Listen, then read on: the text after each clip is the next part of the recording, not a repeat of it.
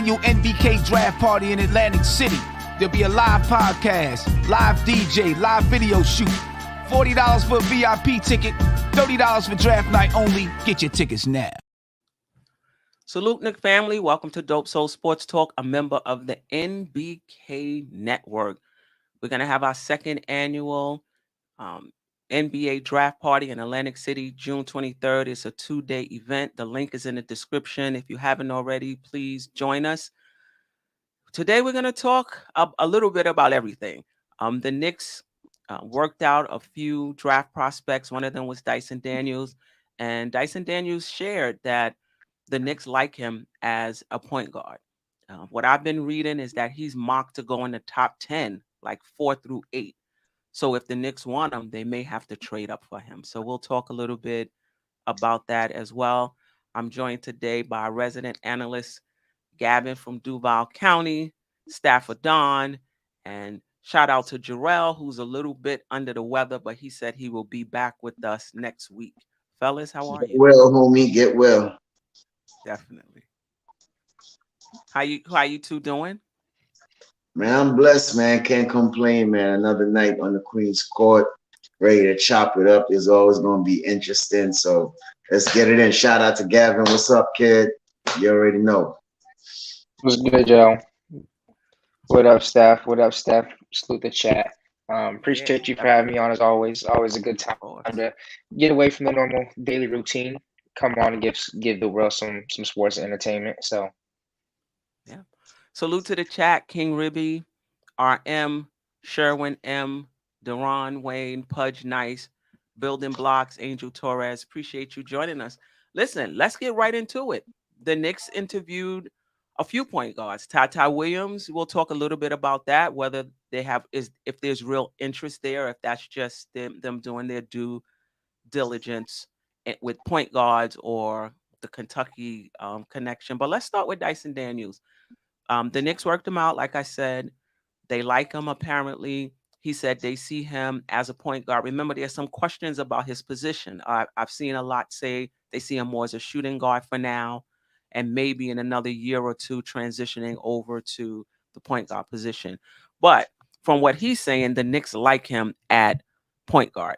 So the question is, do you like him at point guard, number one? And number two, are you trading up for him?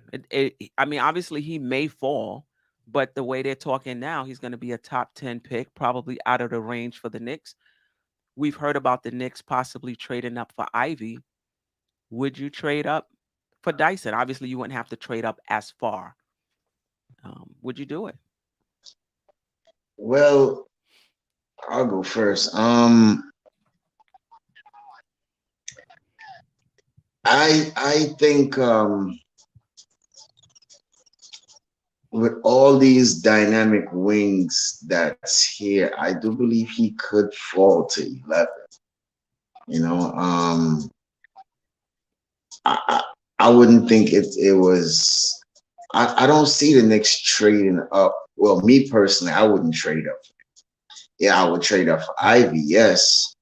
You know, but as far as Dyson Daniels, I think I would take the chance and see if he falls.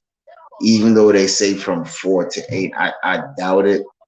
You know, because you still got other prospects like Mathurin and John Davis and the list goes on and on and on. So, you know, I think it's a possibility he may stick at 11 and we may just grab him mysteriously, CEA client. So, you know, no, I'm not trading up for him. I'll probably trade up in the top 4 for somebody else, but I think he could fall at 11. He might, but if he doesn't, you're saying you wouldn't. I mean, it wouldn't make any sense, Queen, because if I'm gonna do that, might as well go grab Mathurin or some other dynamic wing. Mm-hmm. You know what I mean? Instead of doing that, I would rather do that and trade up to get one of those players in the top 4. But I don't know. I don't see myself doing it. Okay. Okay. Gavin? Yeah, the interesting thing that I like about Dyson Daniels is his versatility and that he can play multiple positions. You know, he with him being 6'8", he has a size where he can play the 1, 2, 3, 4 if he has to, but he also has the core vision, seems like a feel and the awareness for the game and some ball handling ability to be able to run the offense. Um, I think one thing that I get into a lot now is the NBA has just become so positionless. So I don't think that you necessarily have to draft him to be a point guard. You know, you can have him come in, like I said, he can play in guard 1 through 3 for sure. You know, but you can have him be one of those, like I said, that you can rotate him in and out. He can handle the ball as he needs to, and he can get people into the flow of the offense. Um, I think that's probably. I don't think that I would trade up for him though, solely just for the fact that you can put him in multiple positions. Um, and like Staff said, I think that there may be a chance that he falls down. And my other thing too is, I mean, for us to trade up from 11 into the top 4 to 8, it's about, I think, how much are we giving up versus what we're getting in return.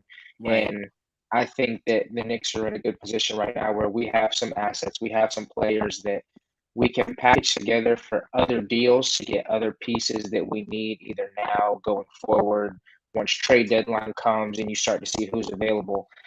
So I wouldn't put all my eggs into one basket and trade up for him. But I think the most interesting thing that I like about him, like I said, is that you don't have to draft him just to be a point guard. Like I said, you can fill him into multiple positions, but I don't think that his at least NBA readiness right now, from what it seems, enough to give up whatever is needed to take him up there when next happens. I think that there is probably a higher chance that he falls out of the top 10 that we may be able to get him if he's there. Yeah, I agree. He's not somebody that I would trade up for either. Um, However, if it's just, it depends on what they're asking for. So if he fell to, where are we, 11, he fell to 9, and it's not going to take much to move up, I would do it. But if you're talking about another first rounder, if you're talking about a young player like that type of asset, then no, it's definitely not something that I would do. But the Knicks are interested in him, and they're interested in him at the point guard position, and the Knicks are willing to move up. So I guess the question is, are they willing to move up just in the top 4? Or are they willing to move up just a spot or two to get somebody that they really covered? Because this is the thing, in that top 10, unless a big gets in the top 10, none of those guys are going to be available at 11. So like if Sohan goes, in the top 10, that pushes a wing down. If Doran or Mark Williams goes in the top 10, or Eason, that pushes somebody down. But when you look at the top 10 prospects, I don't how would they fall if a big doesn't go in the top 10? Unless somebody really likes Abaji, like some sort of surprise, like that. Go ahead, Gavin. So something like that we spoke about a few weeks ago with Jarrell in the back room is see, I think the difference between the Knicks and other teams is other teams have some depth where they allow their draft picks to develop. Like we were saying, like with the Warriors, how you have like Jordan Poole, Jonathan Kuminga, how they're developing while still playing behind Steph, Clay, Draymond. So they have the ability to observe the game and let the game come to them. The thing with the Knicks is we're always in win now mode, and we don't have like you said one time, Steph. We always expect so much of our young guys, right? And so to me, I see like you trade up into the top 4, or something like that. that person almost has to play right away. Like, I don't see the Knicks trading up to the top 4 to let them sit behind and develop.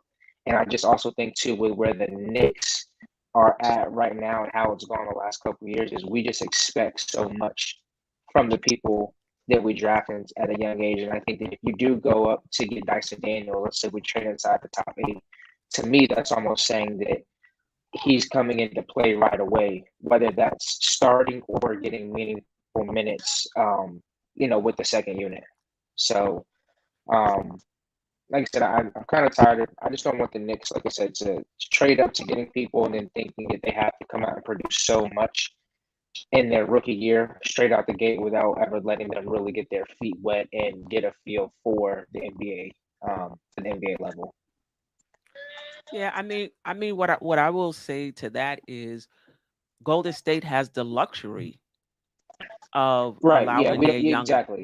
We don't have those type of veterans. We don't have those type of Right. players. And Golden State lucked up in that Clay and Steph got injured, and they went to the lottery and was able to get a Wiseman, a Moody, a Kaminga, right? So they can, that's kind of what happened with San Antonio, right? When they got Tim Duncan, when David Robinson was hurt, so they kind of lucked into that. And I think if Golden State was a lottery team, those guys would be pressed into duty. So I think for us, we're in a totally different situation where our young guys have to play for us. We're a young team. 8 of Yeah. our guys are 25 and under if you consider if you include Mitch. So no matter who we draft, it's going to be crowded. Even if we don't move up, whoever we draft at 11, if it's a point guard, it's a crowded position. If it's a wing, it's a crowded position. If it's a power forward, it's a crowded. Like, there's just no way around it in this draft that whoever we draft is gonna further, crowd the positions that we have. But Mm. I don't think who we're gonna draft at 11. I doubt there's gonna be a lot of pressure on that player to produce. That Right. But I'm player saying, may but not like if we even be in trade the up rotation. though, Excuse me. I'm saying, but like if we trade up into like the top four to six, I think that there's a lot more pressure for that person to come in and play right away. I agree with that too, because if you're gonna trade these assets, let's just hypothetically say we trade Cam Reddish, which is a first, and we give them the number 48 pick. Is it 48 or 42nd? 42nd. I think it's 42nd. The 42nd pick, right? To go get Daniels in the top 6. As I said to you before, Queen, I think it was last week's show. It doesn't make no sense for us to go draft him this high and we just put him on the bench. You know what I mean? He has to get, whether he start or he comes in, what Gavin said, in the second unit and get some minutes, because that's how he's going. I mean, don't get me wrong. When you sit on the bench and you watch and you observe, he develop. But if the Knicks see that this guy has potential, he definitely has to come in and give some type of significant minutes. You know what I mean, for the team. And as you said, we're a young team, so we need these guys to gain the experience quickly. You know what I mean, and grow and build something. So yeah, if we definitely trade up, he has to play. He has to play. It doesn't make no sense to have him on the bench. This is what I will say. When you're drafting somebody, you're bringing them in to develop. They may be a part of the rotation. I mean, when Obi, his first year, he played 10 minutes a game. He was the number 8 pick. So he may be in the rotation. Doesn't necessarily mean he'll get major minutes. It's gonna depend. Mhm. It's gonna depend on how he plays, especially with Thibodeau. I don't see Thibodeau giving somebody 30 minutes a game just because you were the 4th pick or the 6th pick. I just don't see it I happening. wouldn't go that far. But I but would graciously put him in, little couple spot minutes here he and there will until be, he's able to see. no matter what, I agree with you, he would be in the rotation. Okay. I agree with you, he would be in the rotation, but I don't think he would be. I don't think the Knicks would be counting on him. Even if they Right. traded up to number 4 and they drafted Ivy, you think we would be counting on Ivy? I think he would just be. I think he would just be one of many. I agree too. I Yeah. agree too. I think they're going to give him a little leeway also too. You know, just to see what he could do. Probably stagger his minutes in the second unit and probably see what he could do. You know, what I mean, maybe feature him a little bit. You know, so Well, this is what I'll say. Do you think about our point guards now? Right now, IQ, McBride, Rose. All of them have positives and negatives. Can Ivy beat them out? Like, I think you can argue that Ivy can start on this team given what we have. You can argue that. Or do you think that not really? his athleticism alone beats out all of them. You know, what I mean, Ivy. I mean, the kid is dynamic. They say he's a similar to Ja. Um,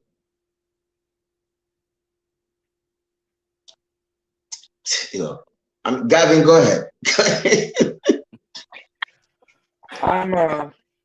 I think the only thing that kind of throws me off is still thinking about just like the type of offense and the type of system that Tibbs likes to run, and how they would fit into that. But I do, and I don't know if this is a good or a bad thing, but I do think that Ivy is good enough to start on this team as it's currently constructed. I will say, I think because the Knicks have not had a ball dominant scoring point guard, we've never been able to see how that would affect the way that our offense flows right now. Because I think Ivy's like, I know that people say all the time, like with Randle, right? Like, you got to get a point guard in here who the Randle will respect, and he doesn't mind giving up the ball to. See, to me, and like you said a little bit, like with the Ja Morant kind of comparison, Jaden Ivey, I think, is one of those people that's coming in and like he's just taking the ball and he's going, and I just don't think that we've seen how.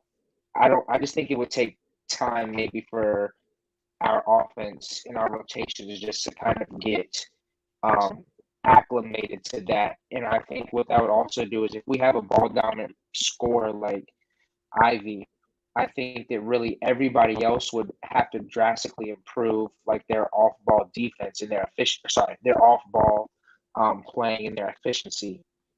So I think that RJ would have to get a lot better off the catch and shoot. I think Randall would have to get a lot better off the catch and shoot and picking their spots. So, but I think the one thing that we've all been looking for is more so, at least what it sounds like, is we've always been looking for the point guard that's kind of coming in, and people sound like they want that pure point guard, somebody who facilitates the offense and is able to play make, not somebody who just comes in and takes the ball and goes into scoring right away. Because I think that our offense is a little bit more suited to having a playmaker just based on the pieces that you have around it, than just somebody who comes in and is strictly ball dominant looking to score. But that's the thing, Gavin. I don't think Tom especially gonna just give him the keys to the team just like that. I gotta push back on that a little bit because you still got RJ, you still got Randall.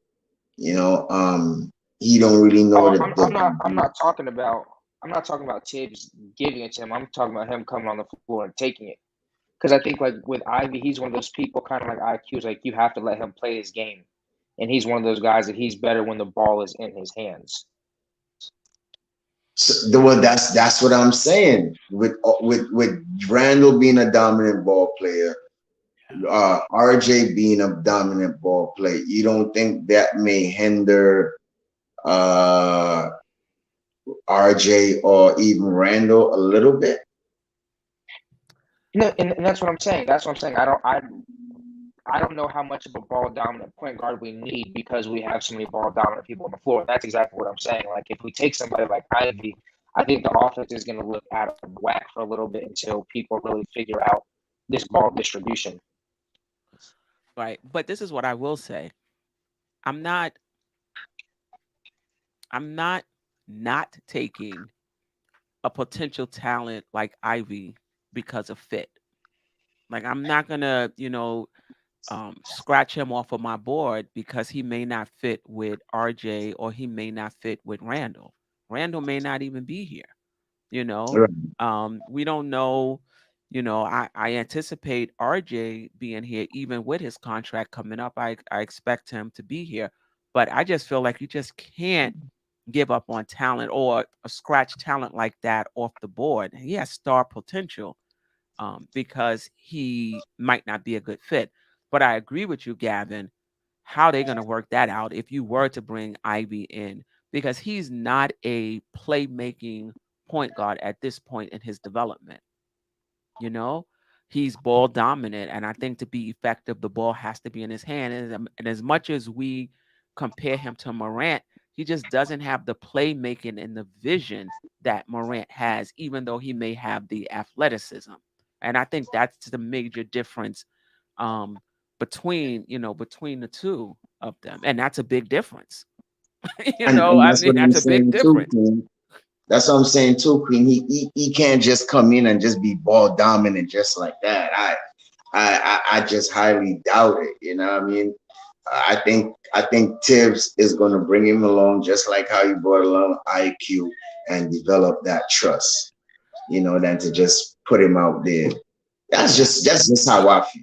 Yeah. And so, I mean, to your point, Stafford, he may be in the second unit, only because of fit, only because he'll have room in that second unit to be Right, himself. Because one of the exactly. things you don't want to do now is put him in a starting lineup or in any lineup and he can't be himself. Right. You want him to be himself. So that's something the coaching staff has to figure out.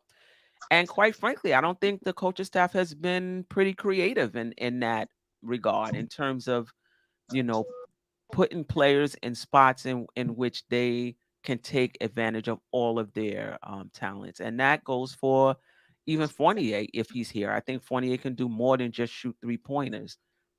But given the way the team was constructed and how ball dominant RJ and Randall was, he was relegated to that. Right. So I think the challenge is on the coaching staff if they do bring in um, Ivy to figure out, how you're going to work this. I want to bring up this comment because Angel Blue. No way am I trading Obi. He can develop into a Karl Malone. We need to stop trading our young guys for someone who might not be good. And this is something I've been saying as of late. It goes the other way as well. You got to be careful of holding on to players, right? Thinking they might Hmm. be good and passing on talent that could be better. The bottom line is we don't know. And that's why the front offices get the big bucks. And that's why the front offices get fired, right? Right. Because they sell early and the guy becomes a star, or they hold on to a player too long and letting potential stars go by. So I think the Knicks are, and this is for any front office, is in that position where somebody comes along, you have to ask yourself, am I going to hold on to this guy hoping he becomes something, you know, or I'm going to take something that's more of a sure thing, or vice versa. You lose your job because you make a trade and that guy turns into a star. So it can go either way. And Angel Blue in the chat, and that's why the front office gets paid the big bucks, and that's why they get fired. And I you think know, that I think That's real one talk. thing now, that's real talk, I think right? the, like one thing now for this league is you're starting to see like how every year like any team is one piece away or one injury away from contending. And I feel like the NBA mindset a lot more is starting to turn into that win now, like you see, and people always talk about now with championship windows closing. And I think that like you said, Quinn, I think that there's just I think it's becoming less and less time where people are I think, and this is just teams in general, allowing players to keep them around to develop when you can just trade them like that and go get somebody who's already developed, who has a higher skill set like that. And I think even more so for the Knicks, like as much as we talk about development, I think we've just been in the gutter for so long that it's like, how much longer can you keep these guys around? To develop. I think one of those prime examples would be like Mitch. Where people would make an argument: do we keep him? Do we trade him? Because you see the ceiling of where he can be, and you see the potential, but then you also look back and you see over 4 years if there hasn't been like a massive leap and a lot of visible improvement from certain aspects. And I think that's going to be like one of the things for Obi is that Knicks fans are going to be like, look, I think some people love him because of the energy that he brings, but I think that a lot of people just like they look at his skill set and say, I mean, we can go get in this skill set from anywhere. So. But to your point about Mitch, think about it. And this actually, Mitch is a prime example of somebody you watch their first year and second year, and you're like, I'm not trading this guy for anything. This guy is going to be a star. And then he levels off. And so the opportunities that you had to trade him for guys that may have become stars, no, I'm holding on to him. He's going to be a star, but then he doesn't become that, and you lose out. And that's and listen, it happens with every front office. Every front office has to make a decision when it comes to a guy, whether to sell early or hold.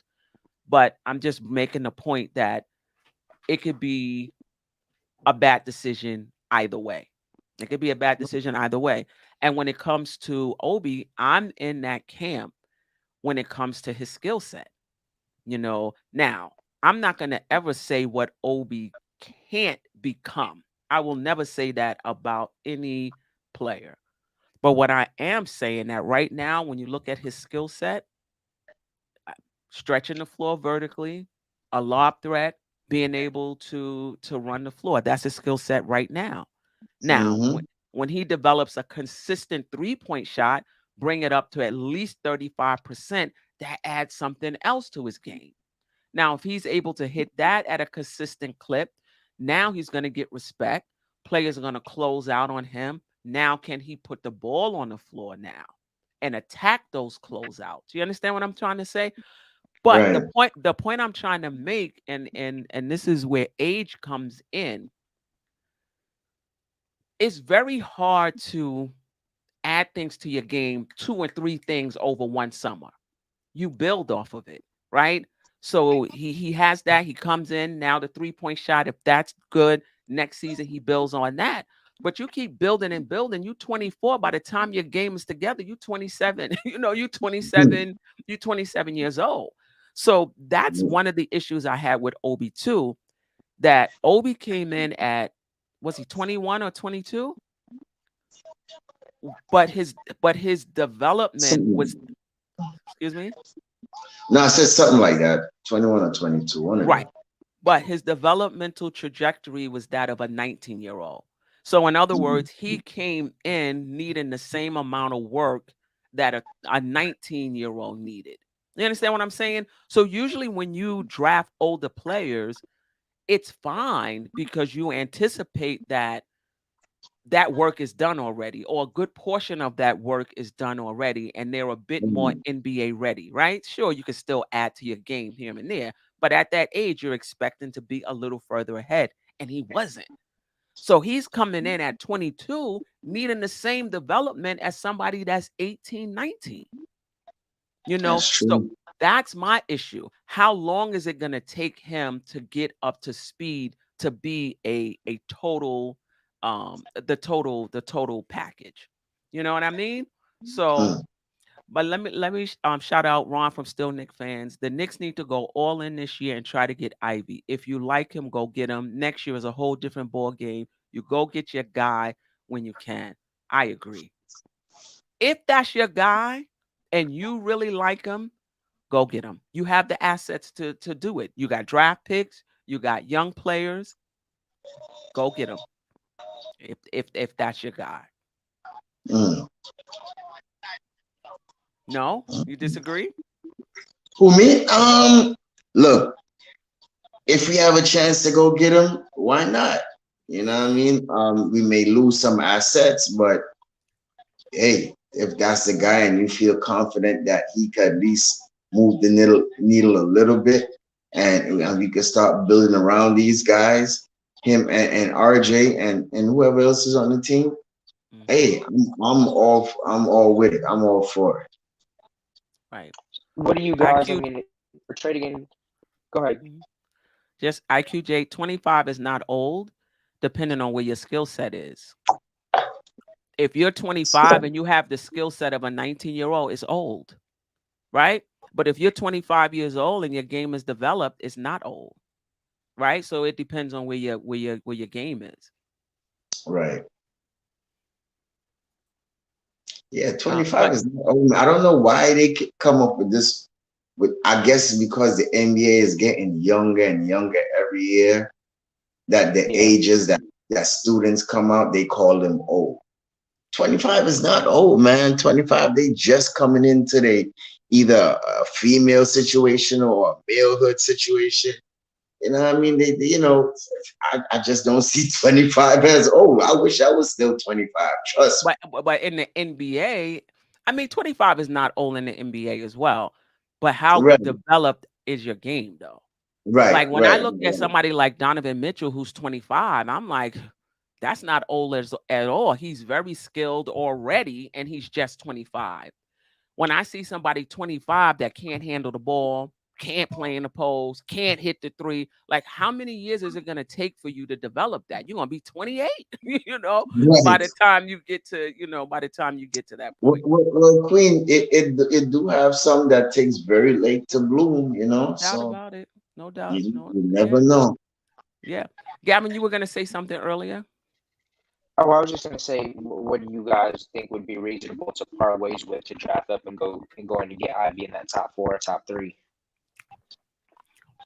Whatever it's, I'm okay with any of the young guys. Yeah, you got to give up assets to get something, man. You Now, know? what if they're asking for like RJ? If they want RJ, Nah. as a package? Yeah, that's a quick hang up. Yeah. And I RJ mean, they made can have the Dallas pick if they want to, which is a right. first rounder, and they can have Cam. That's 2 firsts. Right. Would you part with Randle? For who? For Ivy? Right. For Ivy? You know what? Yeah, he can go. He could go. He could go, and then after we could put Obi in the lineup, and we could always find another backup power forward. Yeah, he could go. Yeah, he could go. Yeah. I would have to think about that, but it's not off the table. It's not off the table. And the only reason I'm saying that is because none of these players in this draft is a surefire. It's not like Right. the LeBron James draft, the Zion Williams draft. It's not that type of draft. So you giving up, really good talent that's proven itself. I'm not talking about potential talent like a draft pick or a Cam who's still coming into his own and can go either way, can become a star, can level off. You're talking about, a guy who's produced in this league for somebody who may not. It looks like he will be able to, but so did Dennis Smith. Well, Queen, when you look at it, everything is a gamble, and No doubt about it. you Yeah. understand what I mean? So a player might go. Look at Bennett. He went number 1, and he was totally, you know what I mean? So it's a gamble. Yeah, no doubt. Yeah, it's a gamble. Yeah. And I mean, are you confident in those top 4 guys that, if you gave up Randle, these guys are going to be a star in time? Well, I don't know about. I already told you last night, and I'm gonna say it again. These tall, lanky guys, I am very, very hesitated on them.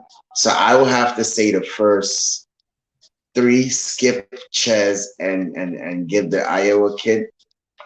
I'll say four, probably four of them.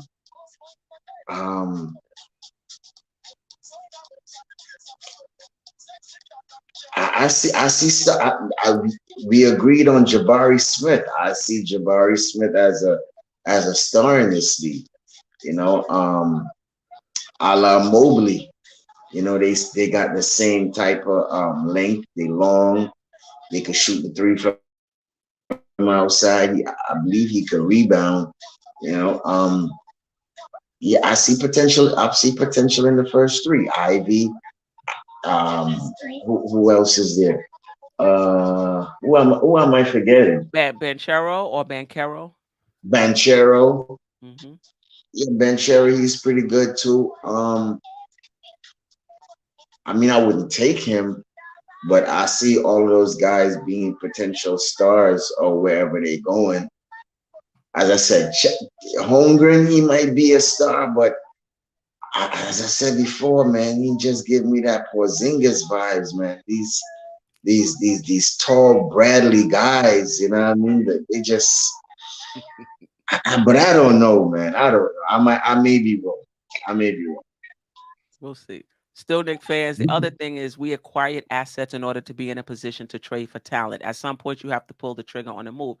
I agree. I mean, I think the question is that talent a draft talent, or is that talent a free agent talent, or is it just talent, period?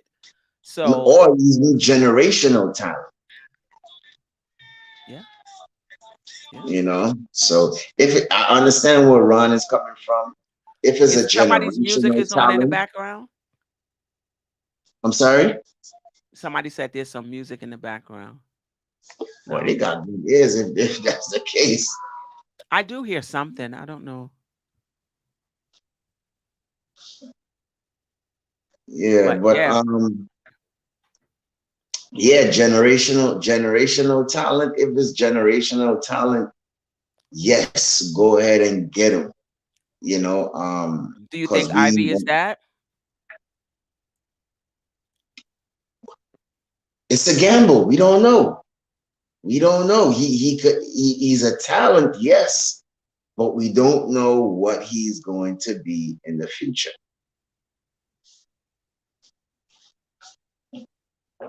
You know? Yeah, no doubt about it. The other question I have about the draft is if Davis, Mathurin, Dyson, who else we were high on, is off the board in the draft. Right. Durant. Yeah. Johnny. Right. Excuse me. Well, I'm gonna save the bigs in terms of the wings. Okay. If Davis, Mathurin, Dyson, Griffin are off the board, are you drafting a big?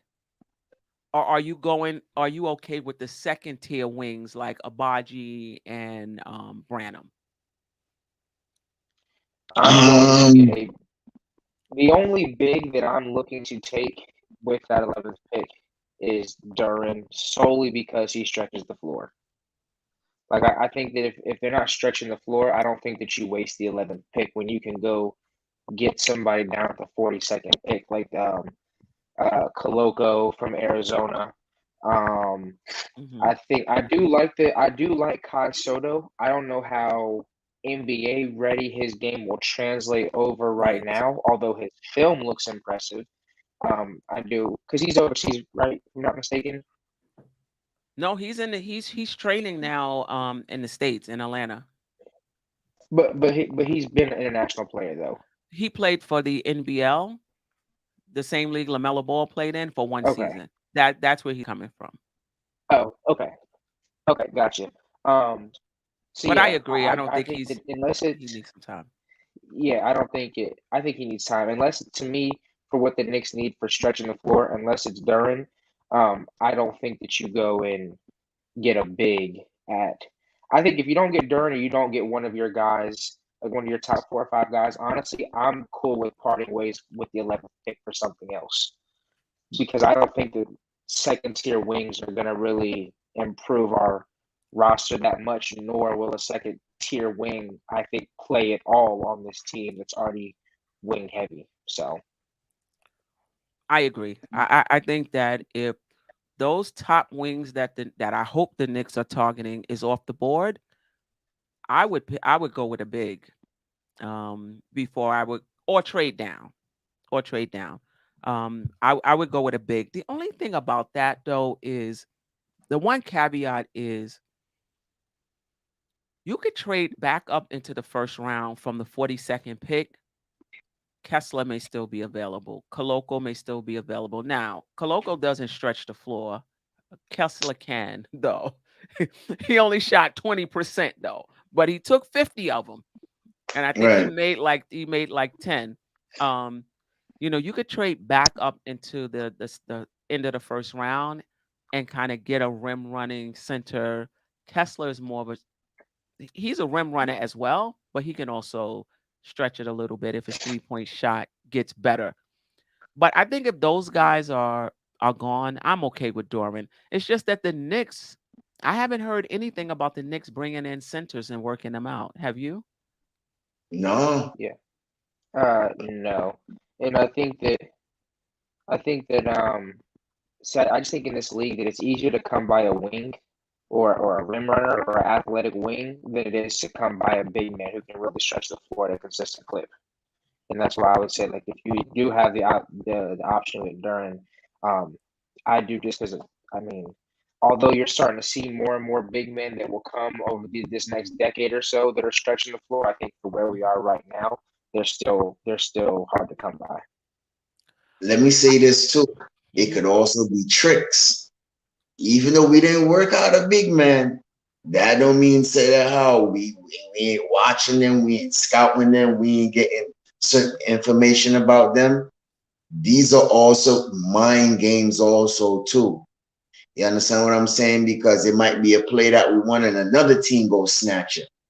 You know what I mean? So So they just playing it, close to the vest, yeah, make it look like they why don't have not? any interest in bigs. Why not? It's possible. I'm not showing you all my hand. I may give you two cards. I may give you two kings, but I'm definitely keeping all my three aces. You know what I'm saying? So you never know. You never know. Yeah, this is something that I will say though about Doran.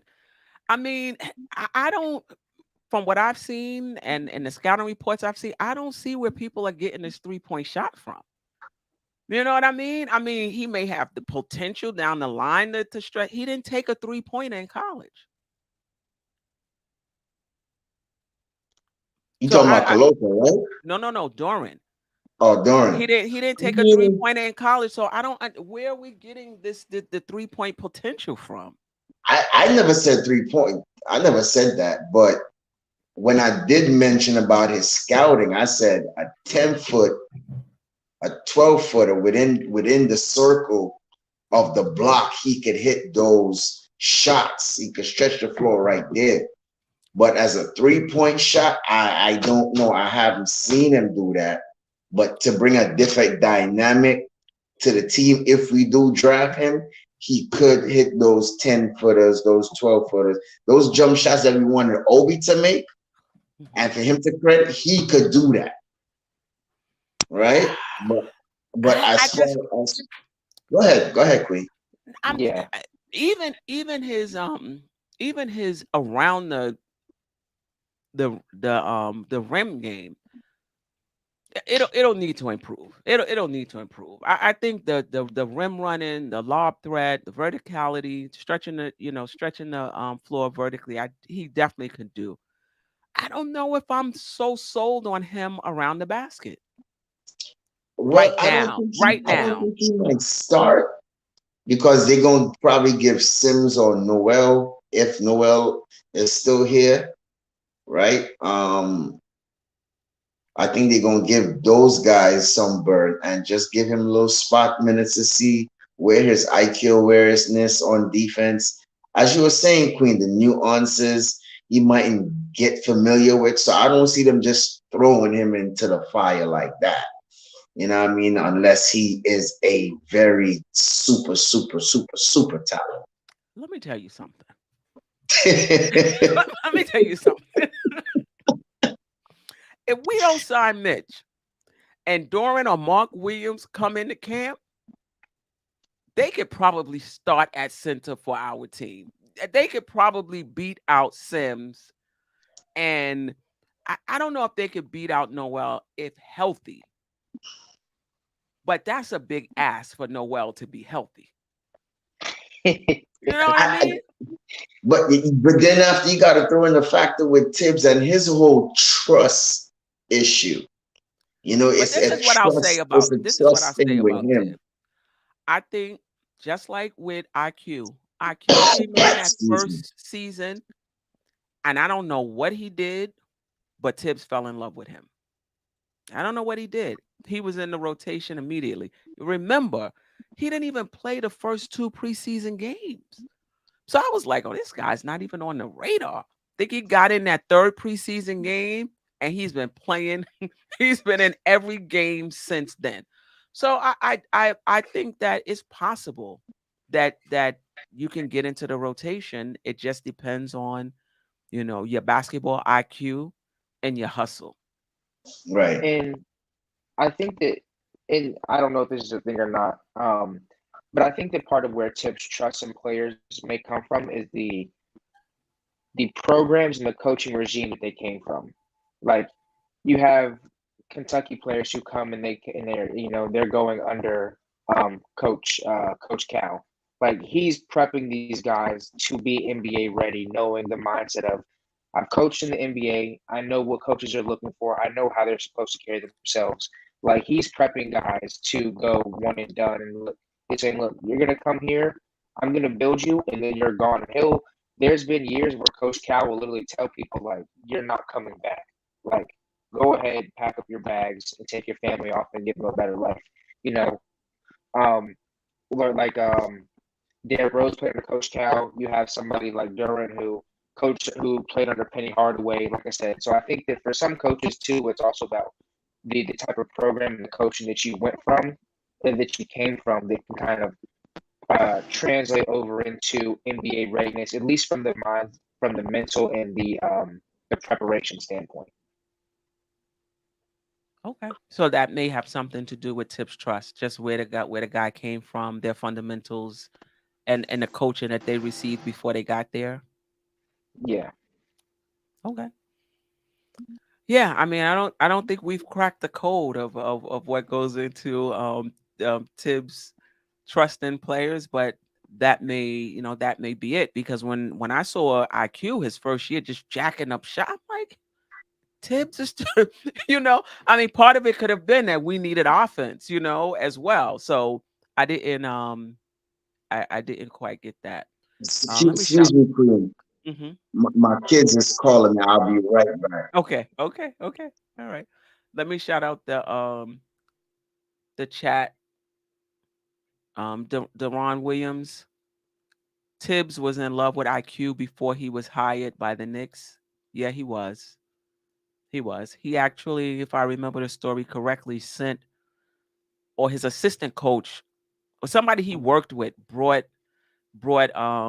IQ to Tibbs' I want to say it attention. was the what's his uh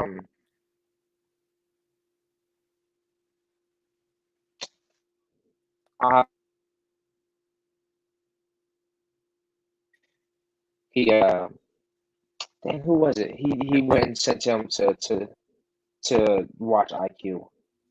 Right. Shout out to Josh, Uncle Fulio. Appreciate the support. They could start for us, yes, talking about Duran or Mark Williams, but doesn't make our offense that much better. That's my concern.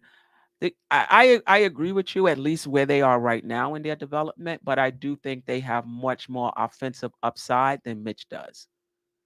So I think it's something that you would see later on, maybe even in the first year, and definitely in the second or 3rd year. So if the Knicks did draft them, if those wings are off the board and the Knicks did draft them and brought in a starting center and just brought them along slowly, I do think we would see their offense develop. Both of them have offensive upside, more offensive upside, in my opinion, than Mitch. Shout I out. think Dice Yashimoto is the one who Dice Yashimoto was the one who was talking to Tibbs about IQ. Right. What are you willing to give up along with pick 42 to move up into the first round? It wouldn't be another first round pick.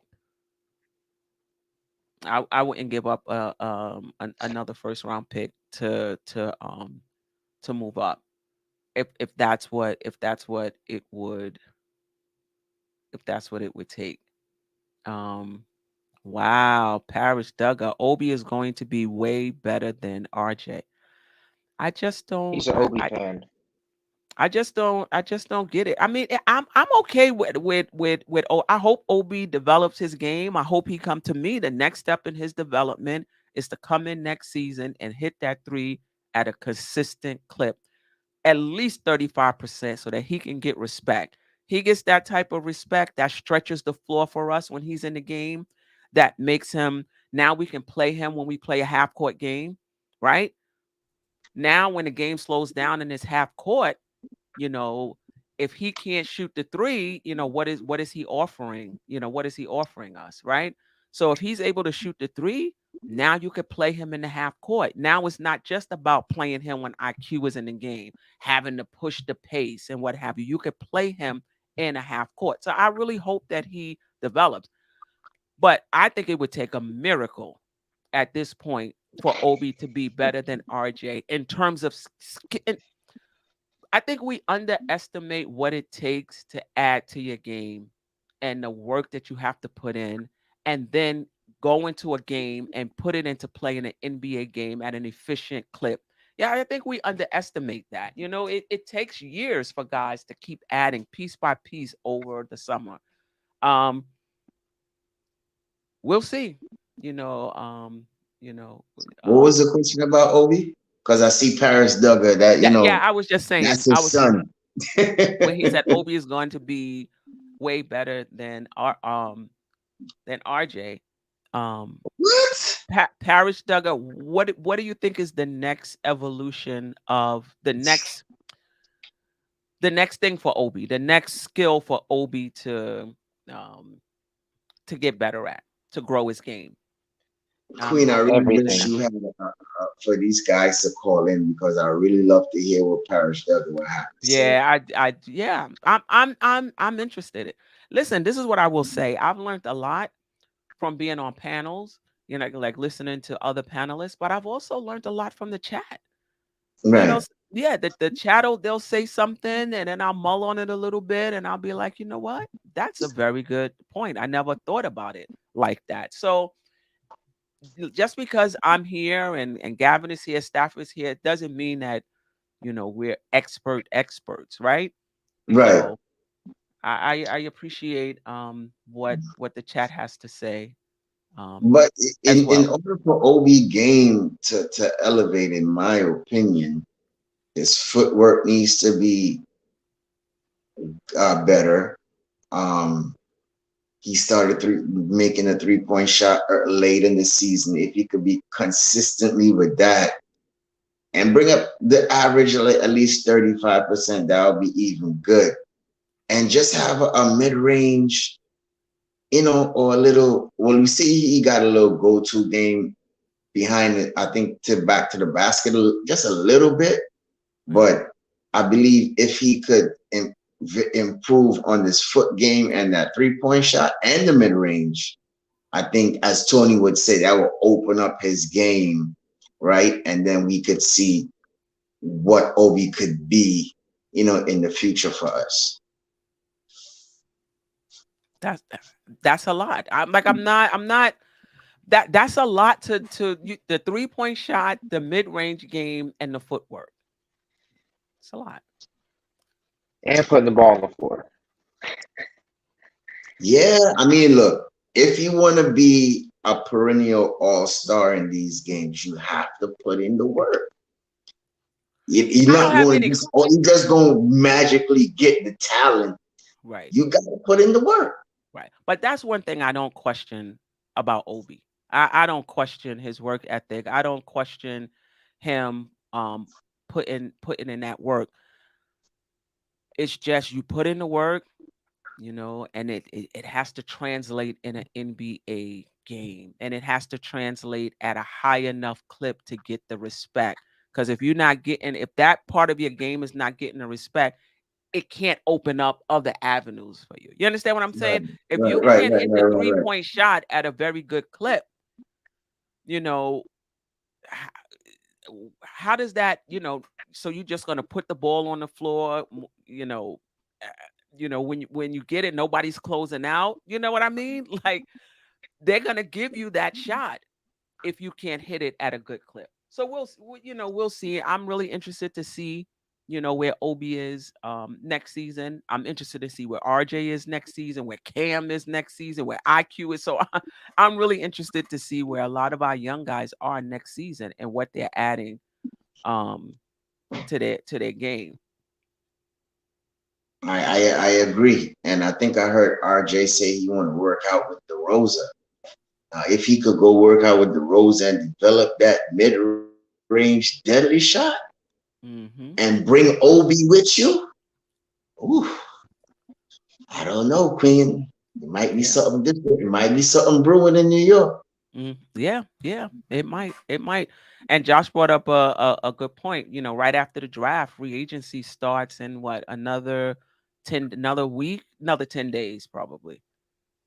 Right, June 23rd, and I think it's July 1st. Yeah, probably another week.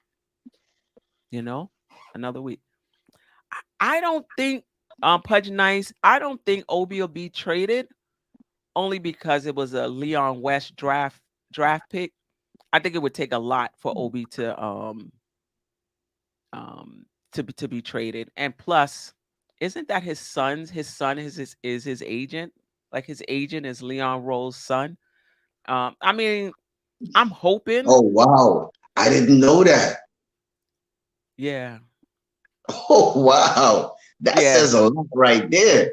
yeah. So I think Ooh. I'm not saying he would never be traded, and I'm hoping Right, that if right, right. something good comes across the table for any of our players, that we're not, gonna not take the trade because of, different things.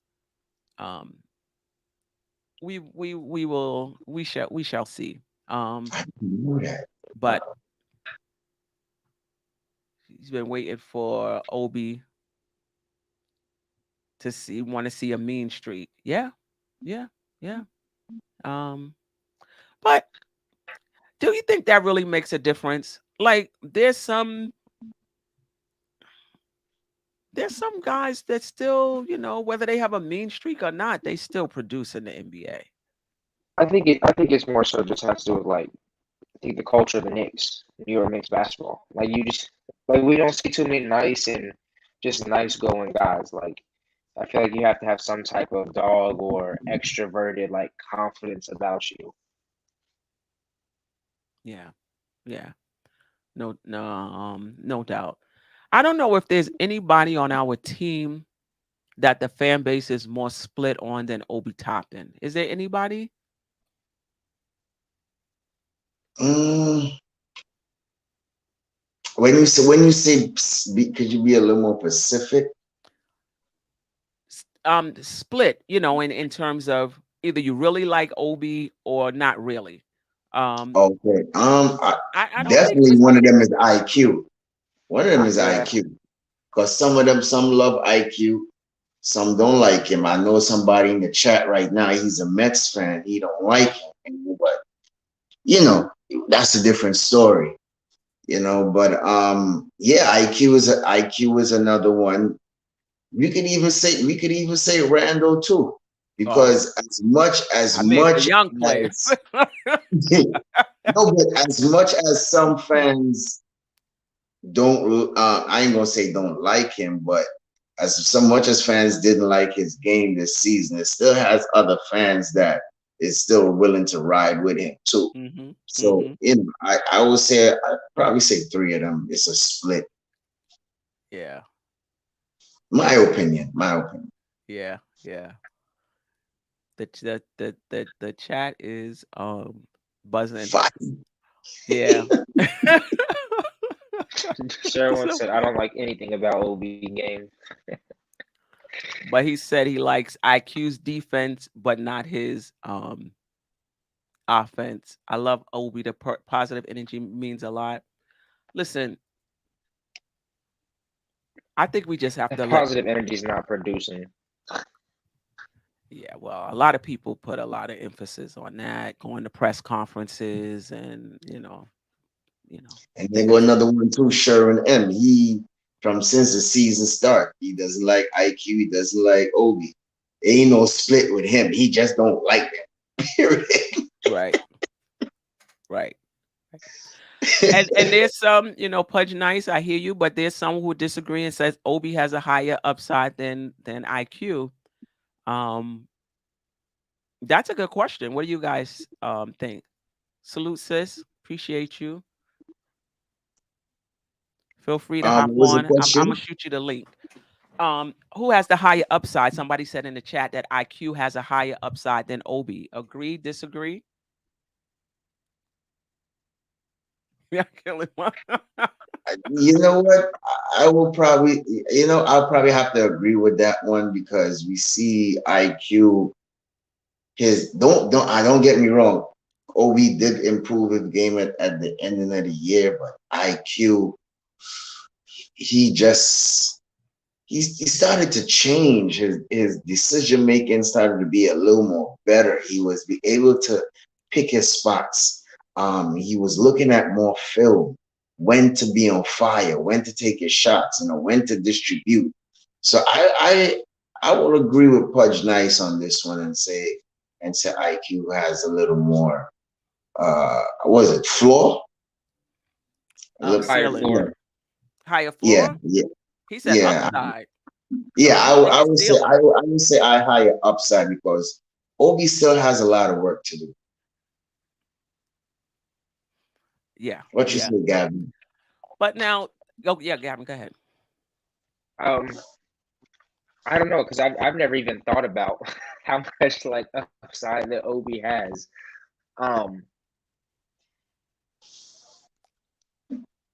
Because the only thing that I would say that would put maybe over IQ is the fact of his height and athleticism can add a lot to his game.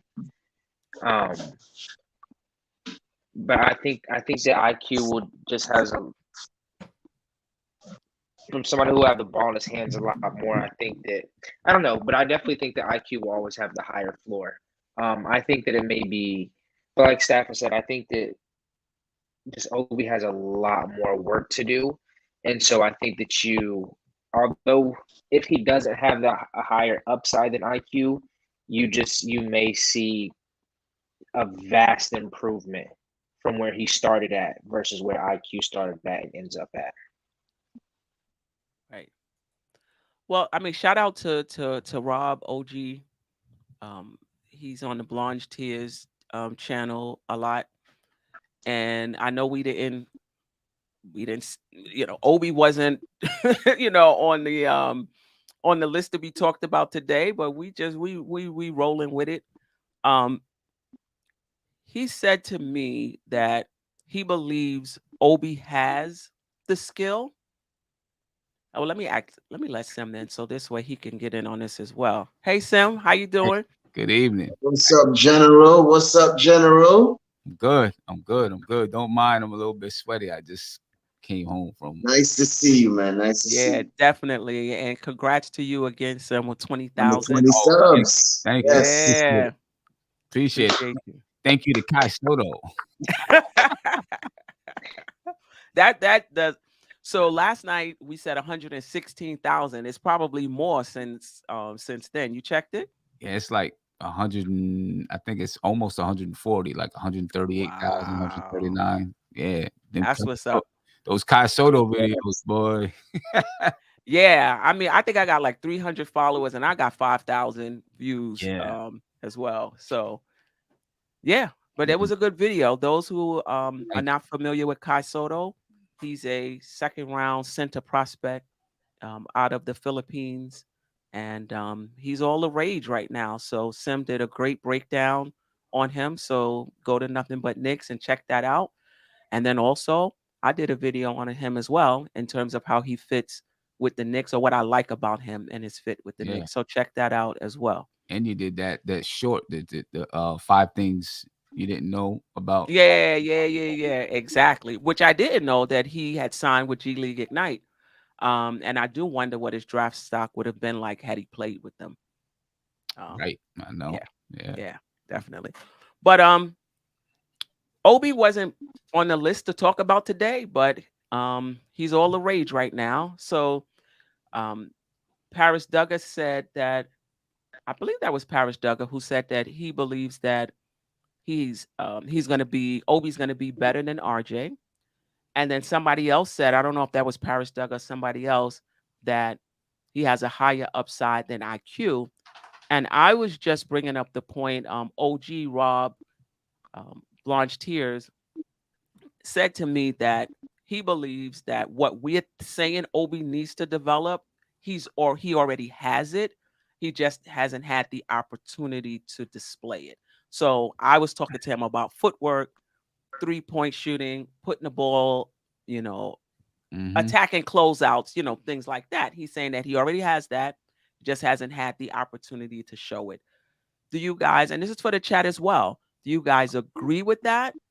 Or do you feel like he's just not getting the time because, one, he's playing behind Randle, but two, he just doesn't have that level of skill just yet? I mean, in my opinion, go ahead, Godfather. Go ahead. I was just gonna say, I think he still needs to develop the skill. Like the footwork skill, even during the time when he was getting 30 minutes a game at the end of the season, you could see that he's still, it's not that he doesn't have footwork. He's got good footwork, but he doesn't have he's not light on his feet. He's not going to tippy toe through the lane. I don't know if he'll ever do that. You know what I mean? You're not going to see him catch the ball at the mid range and throw a couple of jab steps and then, strong dribble one way and sidestep. You're not going to see him do those type of things because he doesn't have that footwork. And in order to do those things, you need the footwork in order to do it. You know what I mean? He has enough to barrel his way to the lane. He has enough to do his little, back you down and drop step to the basket. You know what I mean? But I think if you're talking about he's going to be better than RJ, and RJ's got to develop those things too. But if he's going to be better than RJ, he's not even at RJ's level as far as I'm concerned with the footwork. When you're talking about footwork, look at Jason Tatum and the things that he's able to do on the court. And a lot of it is because of footwork. You know what I mean? So if you're talking about Obi being able to create his own shot and, be one of those type of scorers in the league, and that's what we're talking about RJ being, then, he's got to develop that footwork. And that's an area I just think he's behind in. And I don't know if he'll ever develop that kind of footwork. Yeah. I mean, footwork to me is something like you have to put concerted effort into it. Like if you out there practicing your 3-point shot, practicing like you have to do actual footwork drills separate from your shooting drills, and then obviously you can incorporate it into those drills as well. Right. But yeah, I just it's been an issue. Do you think, well, let me ask, do you think it's gotten better over time or is it at the same level? I think it's gotten better. I do, because I know when he first came into the league, I looked at the way that he jumped, right? When he would get the ball in the lane and he'd jump off of 2 feet, he had his feet really, really close together. Even on his jump shots, he had his feet really, really close together. Right. And the reason why, in my opinion, that he was able to still power up and score with people is because he was just more athletic than them. When he got in the league, if you remember, if you go back that first year he was in the league and he was working with what's his name that just left? Kenny Payne. He was working with Kenny Payne, and you would see drills where they were working on him, going into the lane, landing on 2 feet with his feet shoulder width apart, right? So they could work on his, powering up to the basket, and having his feet in the right position, So I do think, over the years, the 2 years that he's been in the league, it's gotten better. Right. So hopefully he is still working on it and understanding that he's got to develop that kind of footwork if he wants to do the things that he wants to do in the in the league. Right. Obi's footwork 5 week is amazing, but that is not going to get you to stay in the league and be productive in the league. Just being able to dunk and high fly over someone. Right. That's not gonna net you a long NBA career. We're talking about skills. You have to differentiate yourself. You have to separate yourself. How many guys can run and jump and dunk on a lob? Not. You know what I mean? And one day he won't have that athleticism. Right. Yeah, you have to rely on a jump shot or a 3-point shot, or or some type of go-to move. You need gonna get a basket. Yeah. Yeah. Definitely. No doubt about Somebody it. that Obi, no, I was gonna say somebody that Obi kind of reminds me, and from the high flying rim running that he reminds me of when he first came into the league versus where he is now. It's kind of like Blake Griffin. Like when Blake Griffin first came into the league, he was running the floor just high flying dunking, but then you see where he's at now. His footwork has developed tremendously. He'll at least pull up from the mid range and things like that. So that's who Obi has always reminded me of from his time in the league so far as Blake Griffin. Yeah, and you know what? This doesn't mean, I think people think that it means that he's a bad player or going to be a bad player. It doesn't mean that. You know what I mean? If his athleticism can get him over until his footwork and those other skill sets, until he learns it, then that's great. You know what I mean? So it doesn't mean that he's a bad player. I don't think that at all. I think Right. he has a chance. I think if he started, he probably could, give you 15 and 6 or 7 points a game. I really do. Let's say Obi doesn't develop everything that we say, right? Do you still see him at least 10 years in the league? Yeah, I do. Even if look at Amari.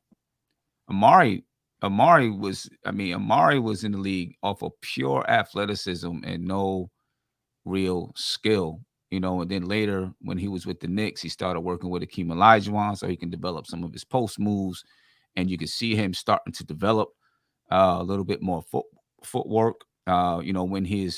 When he got a little bit bigger in his later years and his athleticism went away some, he was always still kind of athletic.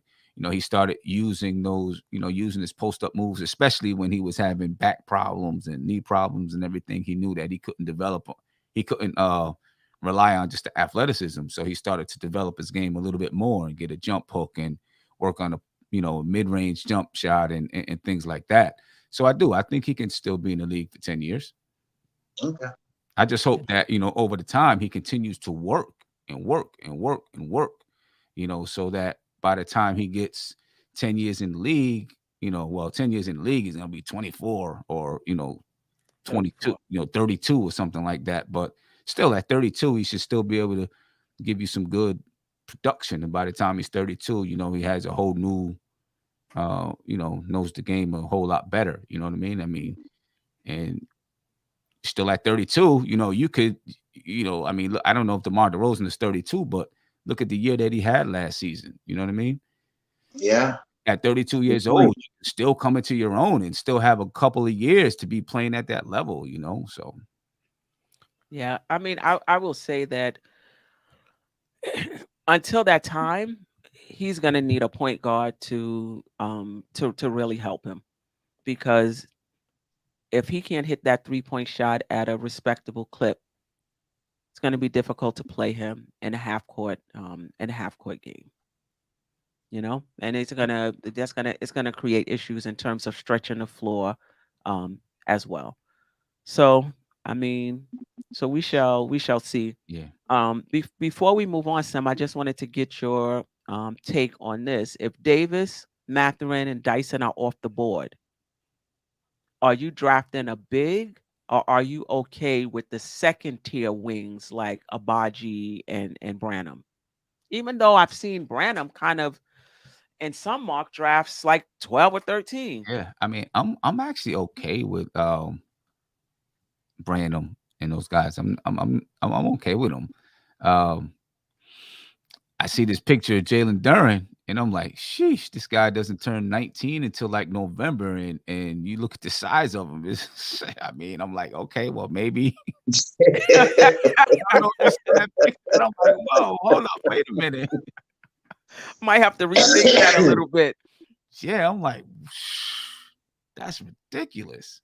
Yeah, he's not, he's even, really young. not even 19 yet. So, you know, Yeah. he could be somebody that, especially, you know, depending on what happens with Mitch. And I think that's going to be, I'm hoping that the Knicks kind of know already what's going to happen with Mitch. So when they go into the draft, you know, it's easier to make a decision. But I think I'd be okay with a guy like Branham or Baji. Over a big. Over big. Yeah, I think I would be, you know, especially if Mitch is going to stay. Right. Do you think them not bringing in a center is a smokescreen in terms of working them out? I don't know. I mean, you know, they still have some time. They still might bring in, you know, maybe they're going in groups, right? Because they went with, I think they looked at like second guys in the second round first. And then yesterday they brought in a bunch of wing players.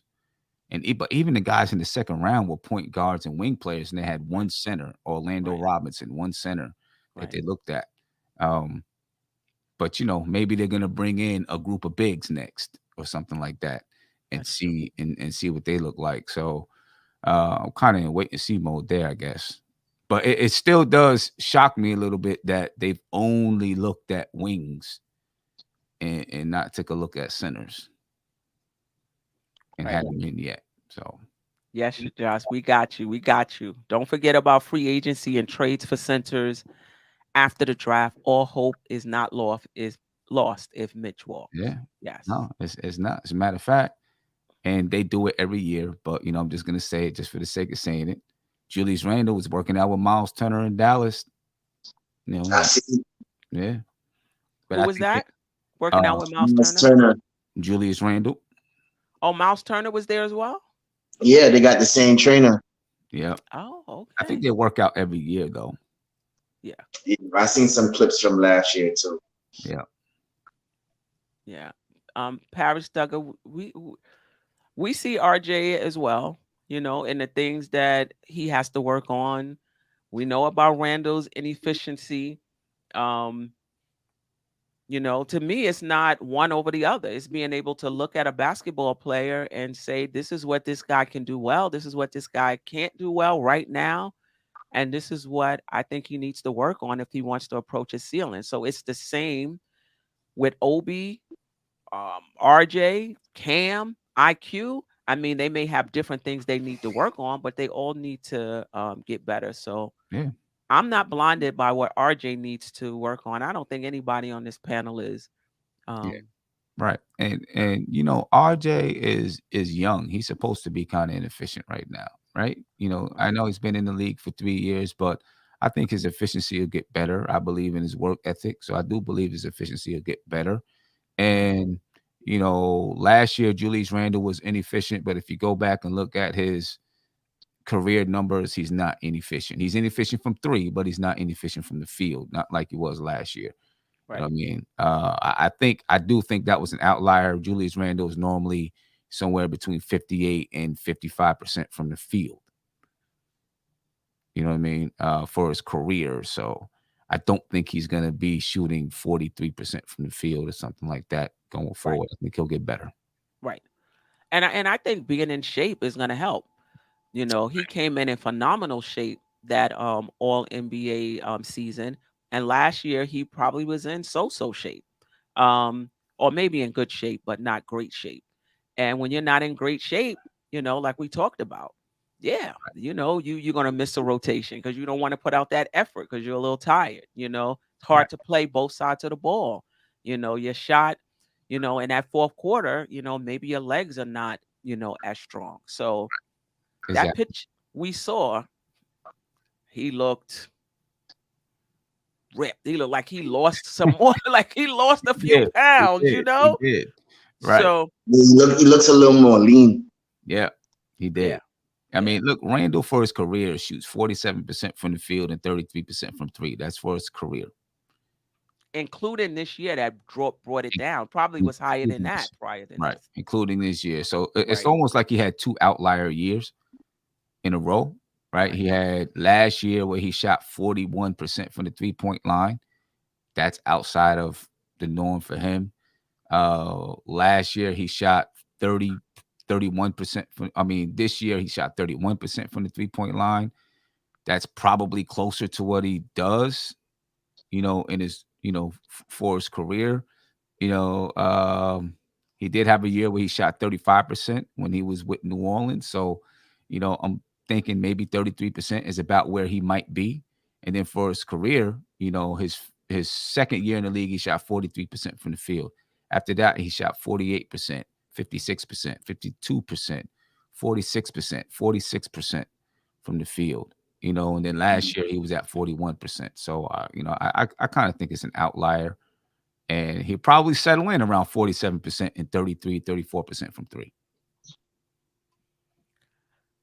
Yeah, Mm. I hope so. We shall see. I mean, one of the things we can't tell from that picture is where his mental is. Right. We're gonna have to wait until next season Right. to Right. to figure that out.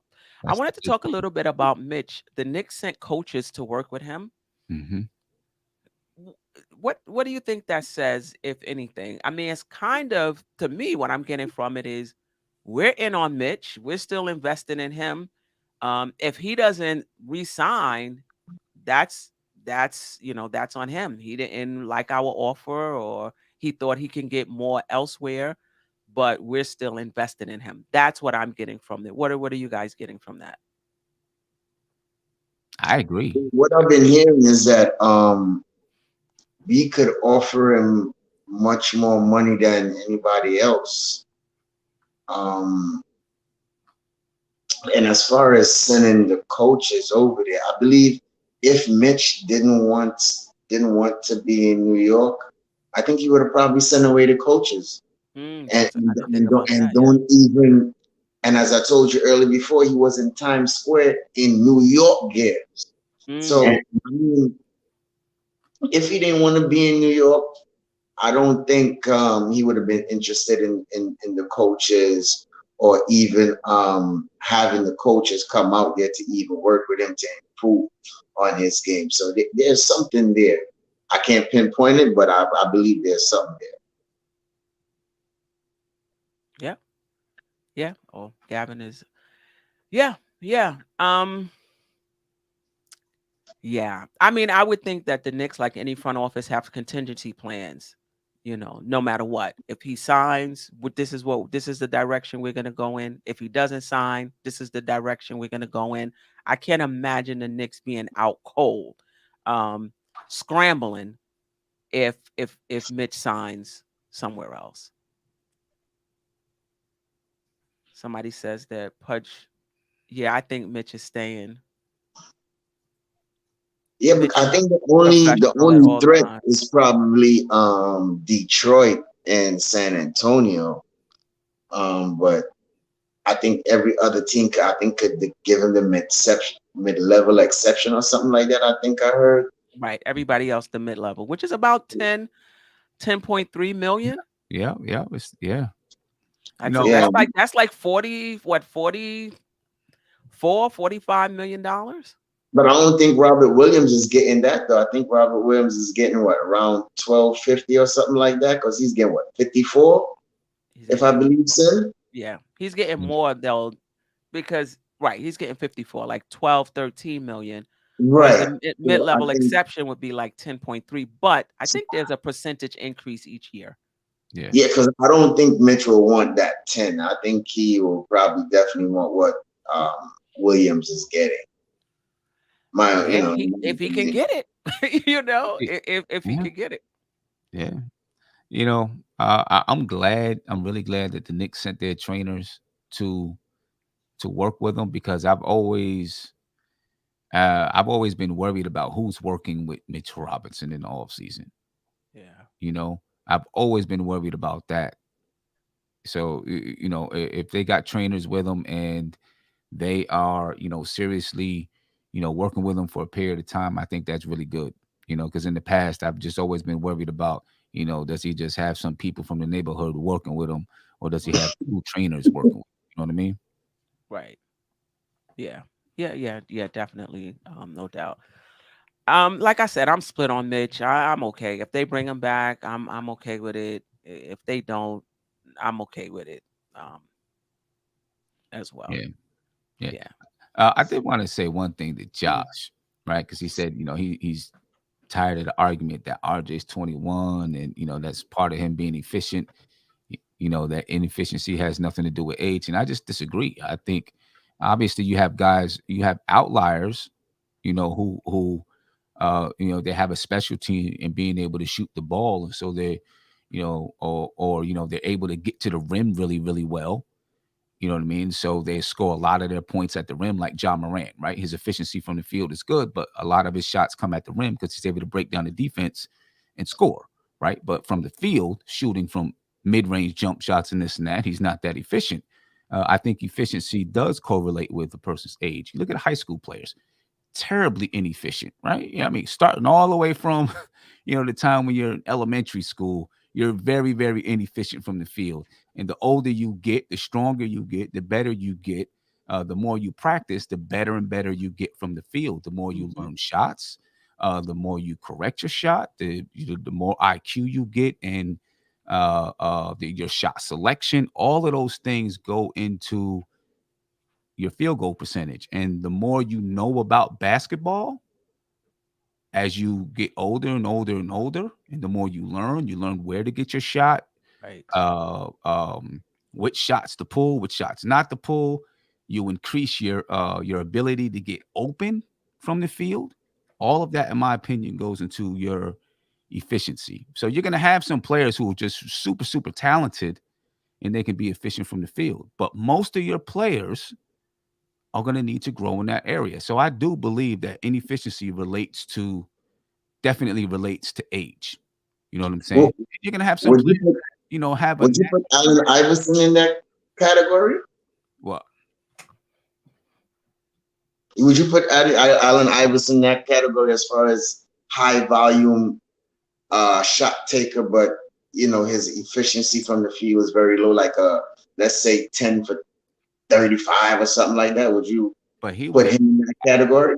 Iverson was always like a very high volume shot taker, and like even in his later years sometimes took bad shots, right? So some players never learn to take the better shots, you know what I mean? Or, feel like they have, like Allen Iverson felt like it was on him to get things done. You know what I'm saying? So sometimes he took those shots. But I think when you look at your average player in the NBA, they'll start off and maybe they have bad efficiency from the field because of shot selection, uh, you know, an assortment of things. And as they get older, they get better.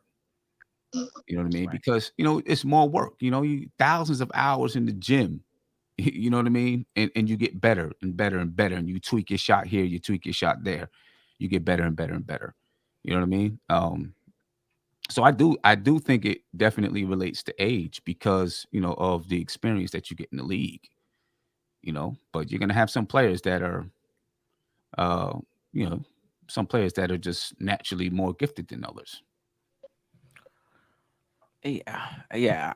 I mean, part of it remains to be seen if Allen Iverson played a different type of game, if he would be more efficient. I mean, he just the shots that he would pull up, the tough shots that he would take, the thing, that didn't bode well for his efficiency Right. at all. Somebody had a question for you, Sim. Okay. Parish Duggar. Sim, 3-year starter is not basketball young. RJ Barrett is up there with the vets now. You either are good or just okay. I disagree. I mean, you got players staying in the league. You got players, when you come into the league at 19 and you'll probably be in the league till you're 38, right? That's 19 years in the league. You know what I mean? So you're talking about year 3? That's not young.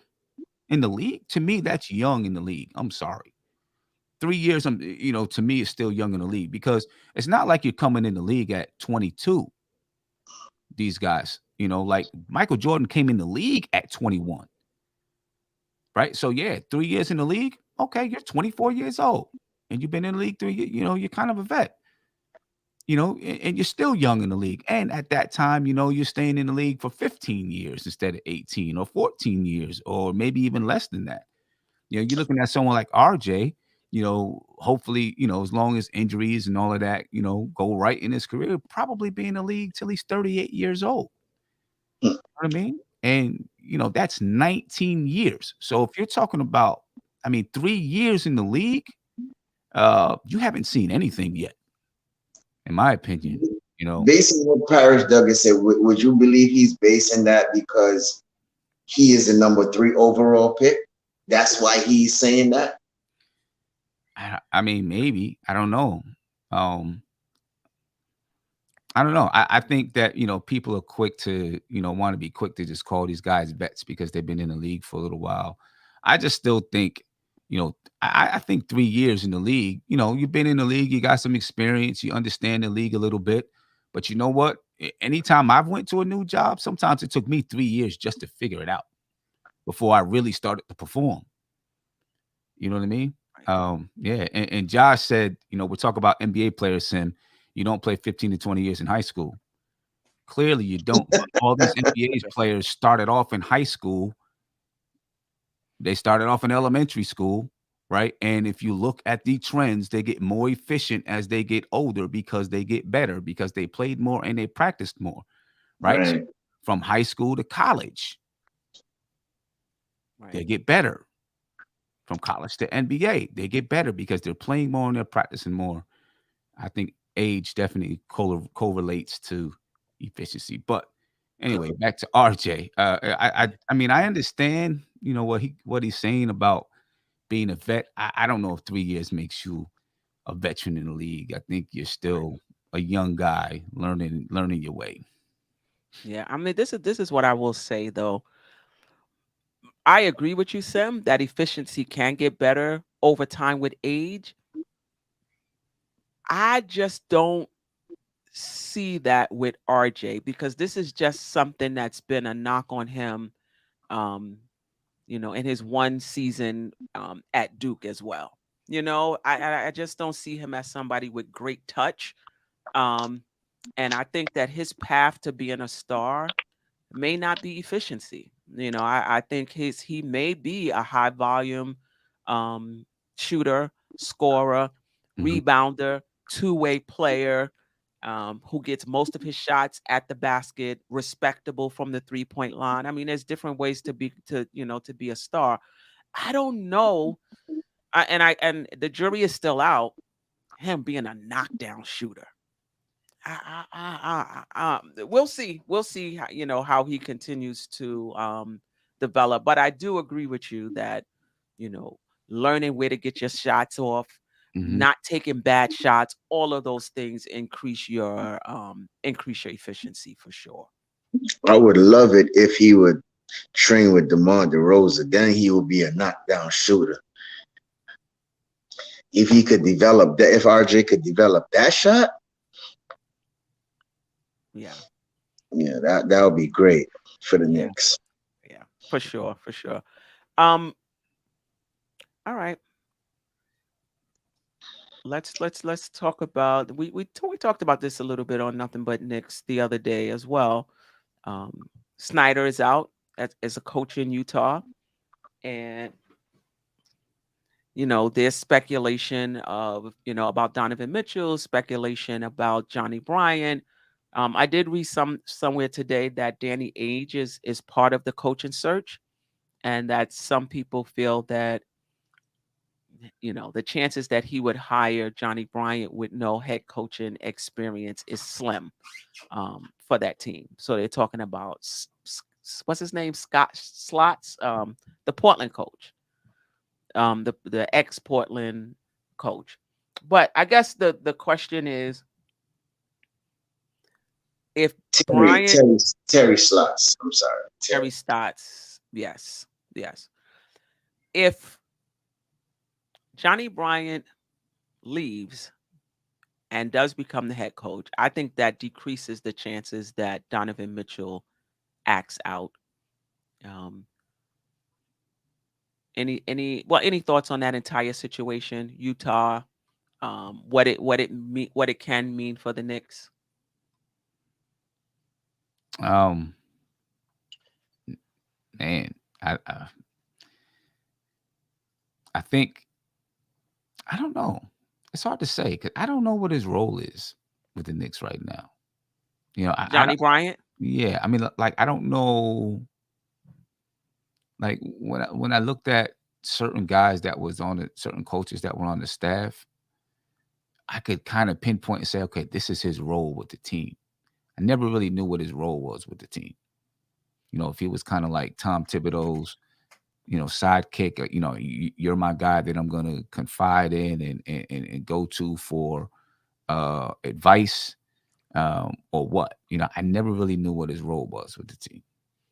I agree. And as a matter of fact, I think that in order to get him away from Utah, they this is my opinion, gave him the associate head coach title, and paid him a lot of money, to get him away from Utah. However, he's not one of Tibbs' guys, and so I do wonder, even though they named him an associate head coach, how much did Tibbs trust him and use him in that capacity? I'm not sure. Yeah.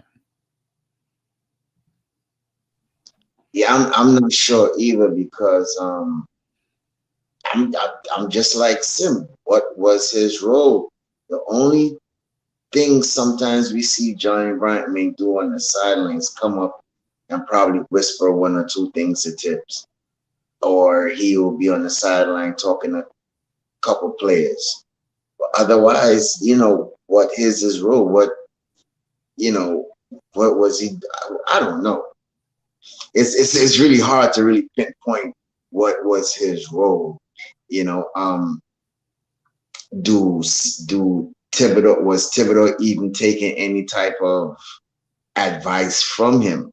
Because we know Tom is a kind of guy, when he goes in with his game plan, I think it's a straight shot, and it's nothing or else. So Johnny Bryant may leave because of that probably situation. It's a possible, because money ain't everything. You got coaches that want to be coaches that want to be head coaches, and some coaches that never had experience and they were successful. So, if Utah was to hire him as a coach, I see as a good fit for Donovan, and him probably being more comfortable being there. And then, Danny Ainge, he is a guru, since in the Boston days. So Right. his decisions sometimes normally solid. So Right. Building blocks. I'm with Sim. I really don't know what was. Yeah. Tibbs will listen to Rick Brunson before listening to Johnny Bryant. I don't see JB here much longer.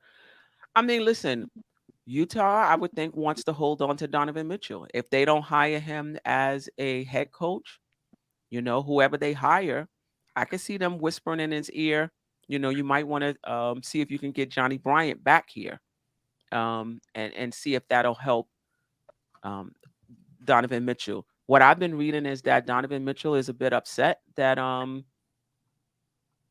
Snyder stepped down, and that he may axe out. I mean, I just think he's just upset right now. I think once he settles down, I think he's going to be a part of the coaching search there.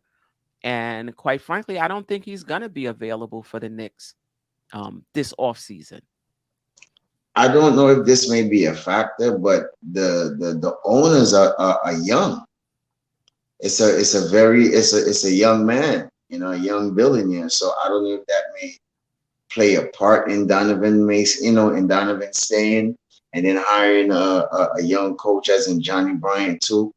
So, I mean, although Danny Ainge is the CEO as far as operations, but the owners, I think he's a young, and then we have Dwayne Wade there still too. So you can't count him out, because he's also a mentor to Donovan also too. So I don't know. I don't know. It's a very sticky situation. Yeah, but do you see Donovan Mitchell shaking loose this summer? I don't. As I said, I don't think so, man. Because the brass is young, the owners is young, Dwayne Wade is still young. Johnny Bryant is still young. It might be a whole new makeover. They might get rid of Rudy and bring in somebody and change up the whole team. I mean, it's hard to say. It's hard to say. Yeah, definitely. Gavin, any thoughts on any of that? I'm not well versed in the coaching staff, so I'm not even going to sit here and lie and have an opinion on it. But I think the thing with Utah, just in general, is I think it's looking like it's going to have to be either Rudy or Donovan.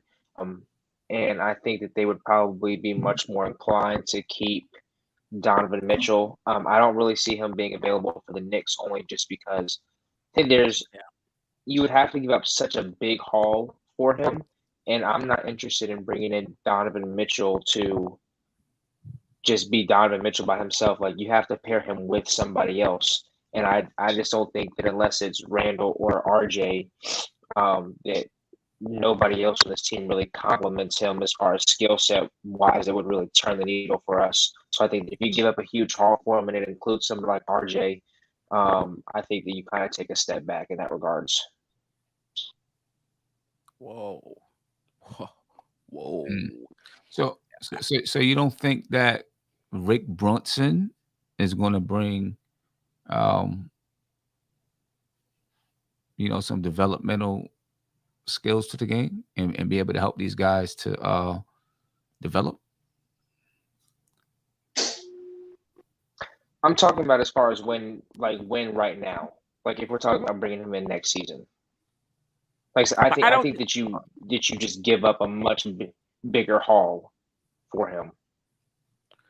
But see, I don't think bringing in Mitchell is about winning next season. I was on something else. I'm sorry. No, that's okay. I don't think bringing in Donovan Mitchell is about winning next season. Donovan Mitchell is 25 years old. So no matter whether you don't trade for him and it's RJ and Randle, you still got to build around those guys. If it's just RJ by himself and you trade Randle, you still got to bring in guys to build around RJ. If you bring in Donovan Mitchell, you still have to build around him. No matter who you bring in, you're going to have to bring in other players to build around. This is step by step, piece by piece. I hear a lot of Knicks fans saying, "Oh, this guy's not going to get us to the Eastern Conference." Nobody is getting us to the Eastern Conference. Not one player. You could bring LeBron in next season. You could bring Durant in next season. No one player is going to do that. So I think. So the question for me is he a better player to build around than what we already have? And I would argue yes, because we've seen him in clutch situations. We've seen him perform in the playoffs. I get it. He didn't play his best this playoff season, but we've seen plenty of playoff games where he's come up big, and we've seen plenty of regular season games this season against us where he closed it out. So I think the question is, if he did become available, can you build around somebody like that? And I believe we can.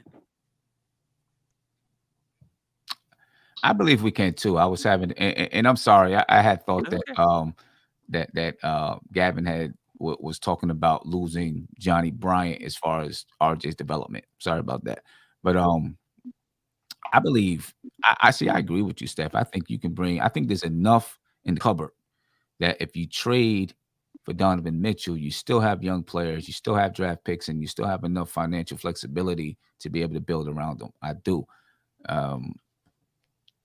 somebody, I was having this conversation with someone on, who left a comment on one of my videos, about Donovan Mitchell. And, he was like, well, if you trade for Donovan Mitchell, and he's like, you're going to have to give up RJ and Quickly and Obi and Grimes, and you're going to have to give up the 11th pick and next year's Dallas pick, and then your 2026 pick. And I'm like, well, first of all, I don't know who we're going to have to give up, if we're going to have to give up all of those guys for Donovan Mitchell or not.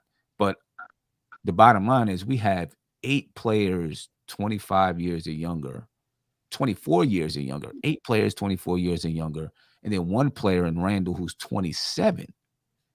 Right. So we have 9 players who are, Randle's a vet, but hasn't reached his peak yet.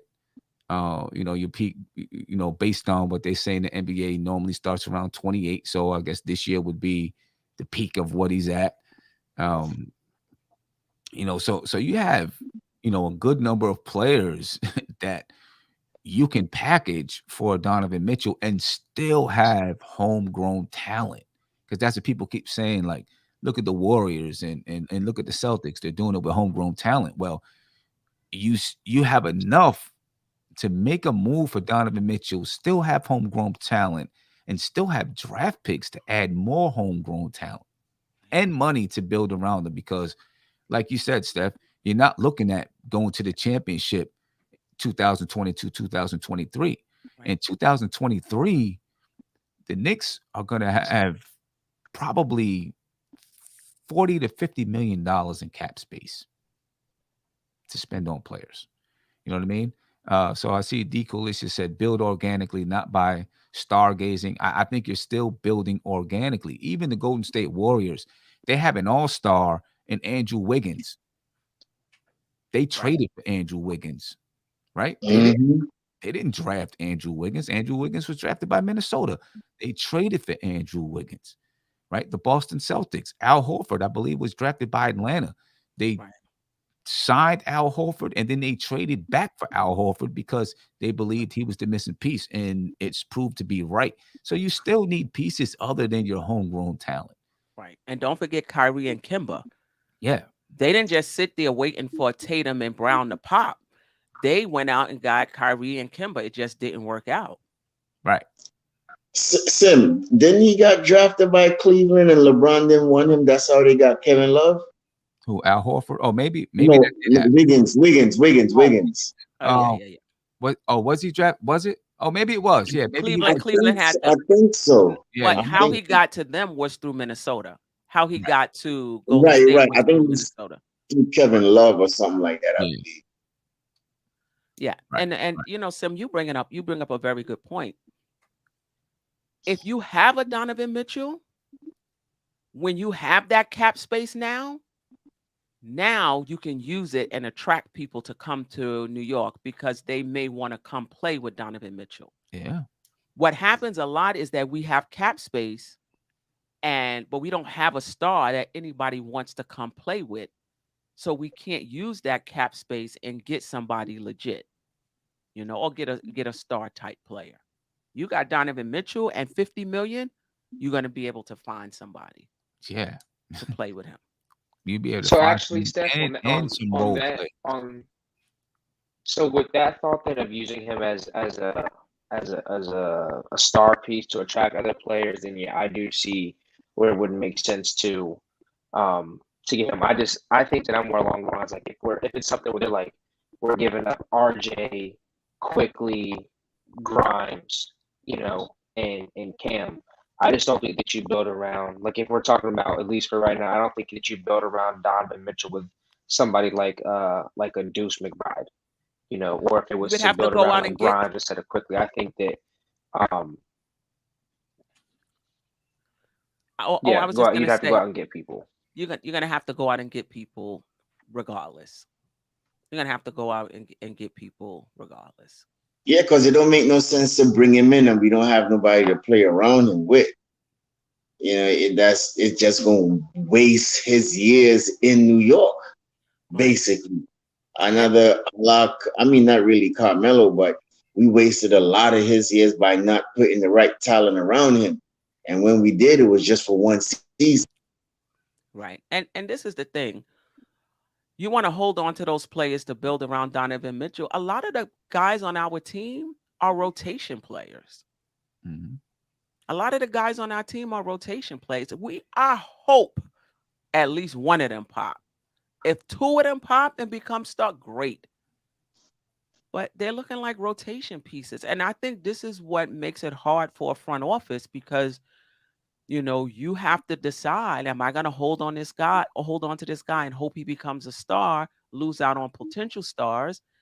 You can lose your job for that, right? But you can also lose your job for trading somebody who pops on another team, So that's why the front office get paid the big bucks, like I said earlier, and that's why they get fired for, decisions just like that.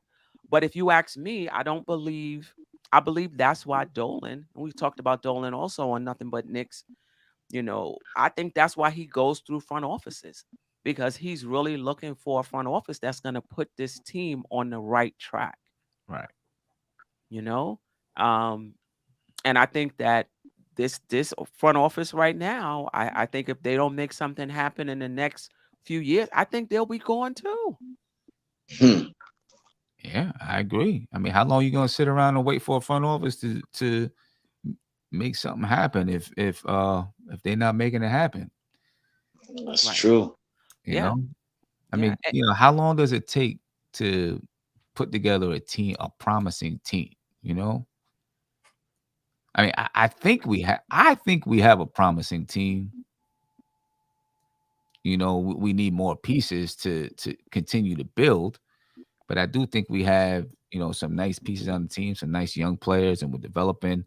We're building a G League and developing in the G League. So I think we have some good things going on. We got to see if it pans out, though. No doubt. Yeah. I think we have drafted high enough to expect a star. We've been drafted in the top 10. You know what I mean? That's high enough to get us. Obi was 8. Sheesh. RJ was 3rd. Wait. Knox was 9. These guys just didn't work out. But we've been drafting pretty high in the top 10. Yeah. I don't know what Paris Duggar want, man. Look. And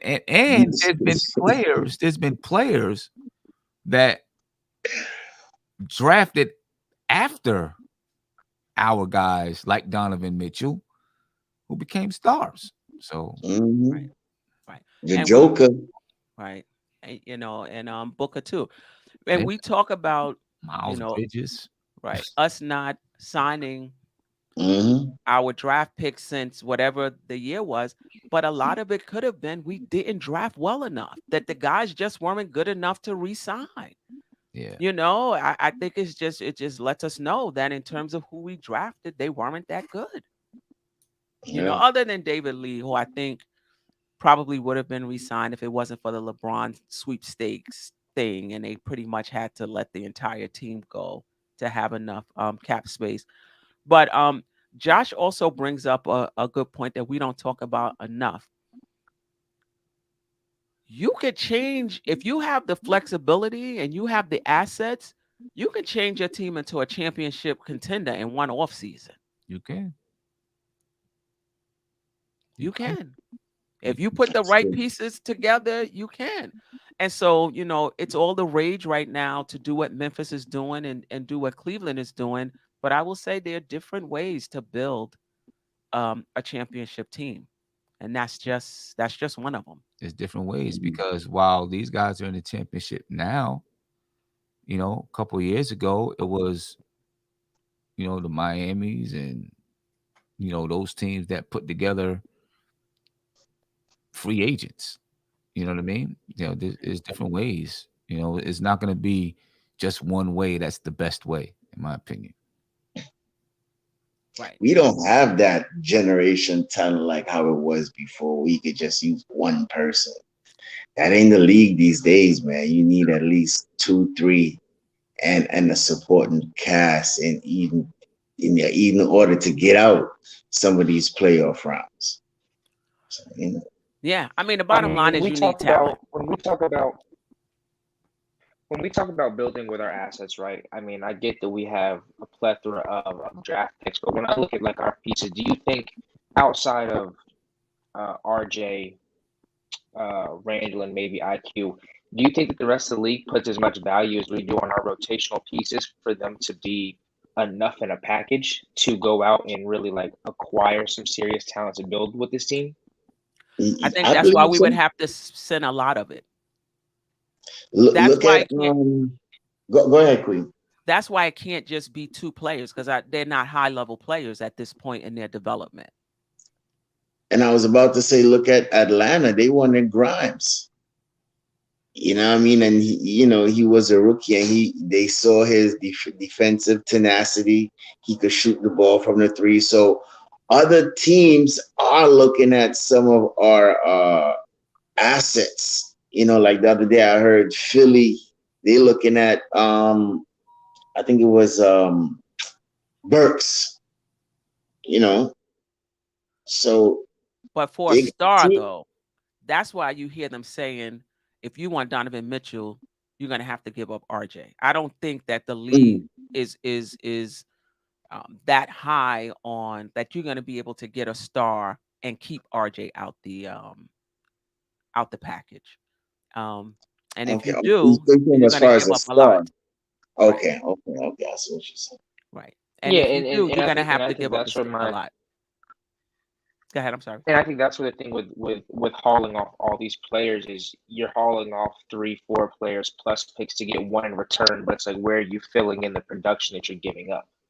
That's where I think it's like it's cutting into the depth of the team, and I think it's more so about how many pieces you're giving up for one player. Well, I mean, Gavin, that's why we give some players the veteran minimum. You know what I mean? When we don't have any money and we need to go out and we get players, that's what we do. But we'll have money. We will have, we'll have money in free agents to build around. Yeah. The bottom line, we talk about we need a point guard, and it's true. We need a stretch 5. That's true. We need a star. We need you. You're just not going to be able to ever get into championship contention without that guy. Yes, it's not going to happen. Now, either you're going to develop one. If you see that guy on this roster, you're going to develop one, or you're going to trade for one, or you're going to draft one. But you need that guy. Yeah. Yeah. You need one. You need one. And there's a lot of recency bias about Donovan Mitchell right now too, because of the playoffs. But if this conversation would have came up last year with the way he performed in the playoffs last year, averaging 32 points a game, made it to the second round, everybody be like, "Oh, we got to go get him right now." Right. You know what I'm saying? I think Donovan Mitchell was a heck of a player and is going to be a heck of a player for a long time in this league. And I think he's an impact player. I think he's a game changer, in my opinion. You know what I'm saying? Is he going to bring you a championship all by himself? Obviously not. No.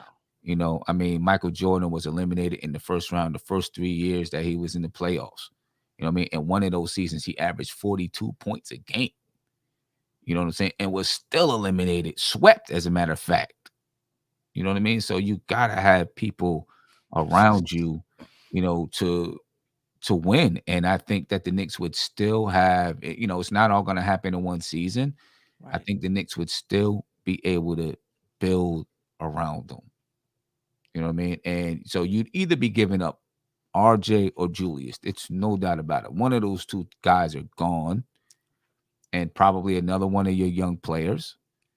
You know what I mean? Maybe two young players that you like, and some draft picks. It's no doubt about it. But someone mentioned, the one guy said, quickly, and Grimes and Obi and RJ. I don't know if you have to do all of that. To be honest with you, I don't, because I don't know if they want all of that. You know what I mean? I think you can add a little bit more draft picks to it. You might have to give up RJ and quickly, or RJ and Obi. But that's the reason why you went and you got Cam Reddish. You got a Quentin Grimes. You know what I'm saying? That can play. everybody's raving about Deuce McBride and thinks Deuce McBride, but now when it comes time to talking about we got to move IQ and RJ and this and that, all of a sudden Deuce McBride ain't enough, right? You know what I'm saying? So I mean, right. I mean, the bottom line is you got to give up something to get something, and I still think you got enough players where you're still building a homegrown, you're still going to have some homegrown talent on your team. I mean, if you got to trade 3 young players, you're still going to have 5 homegrown players or 4 homegrown players, rotation players too. Right. And potentially, if RJ stays and Randle is gone, potentially a star player. I mean? So, I think it's possible to make it happen and still be able to build your team. No doubt about it. And there's no other way forward than to get a star. However, you can trade, draft, develop them, free agency, whatever. You're gonna need it. Anything else that comes up for you guys that you wanna discuss? No. Okay. I don't know. No, as you said that, right? You said that we interviewed Dyson and who else? Brennan. Oh, Ty. I wanted to talk about Ty really quick. Do you think that was interest on the Knicks' part, or them doing their due diligence, and also the Kentucky connection? A lot of times, that has something to do with it as well in terms of who you bring in. I think it's more so due diligence. I mean, I'm a Kentucky fan, and I've been watching Ty. I think that he should have did another year in college. I just don't see him being NBA ready right now, even to come in and get meaningful minutes off the bench. So I think it's more of a due diligence and kind of like just a Kentucky connection, seeing if there is something there. But right now, I think it's in his. I think it would behoove him in his game and his skill set to go back for another year to continue to develop. And because I think he's like 19 years old too, 18 or 19 years old as well. So like he's still very young. Well, when Quickly came out, I mean, I think there was the same concerns as the same concerns as well. Yeah. Any other thoughts on that? Due diligence, interest? I think that there's some interest because, looking at what happens in the draft, right? During the draft, there's going to be conversations going on.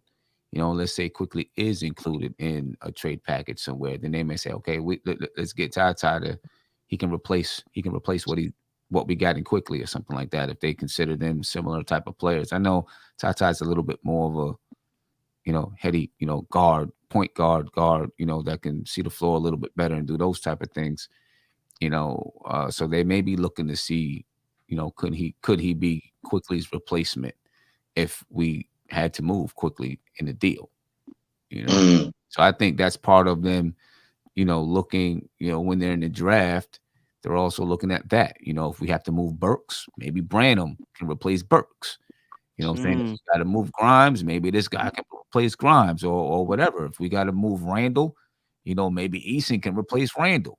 And we move Obi to be the starter and Eason come off the bench because he could play, So I think all of those things that probably come into play when they're in the draft, because the Knicks might do something at the draft. They might. They know that they can't stand still with the roster the way it is, and they got to clean it up some, and they got to do something. So they might. I think they could be looking at all of these guys and just putting them in situations on their board. What happens if we make this kind of move? Well, then if we do that, maybe this guy. Things like that. Right. And I think the Knicks have a different big board. Like I wouldn't even be surprised if one of those guys that we like is available and they trade down, or they pick somebody totally different. Like we really like what's Tony Crowe's shout out to Tony Crowe, Jalen Williams. We're gonna take him at 11. You know, because I was excited last year. We was where we picked 17 or 18? 17. 19, I think. 19. Was it And 19? Jalen Johnson from who's that Right. Duke was there. I'm like, oh, you kidding me? Oh my goodness. They traded down, you know. So, who knows, who knows what the Knicks are thinking. Right. Yeah. Yeah. That's the thing. You just don't know what they're thinking. What's and looking at all of these guys who they look at and say, yeah, this guy, everyone thinks he's, top 10, but we think there's a guy just as good as him at 15. You know what I mean?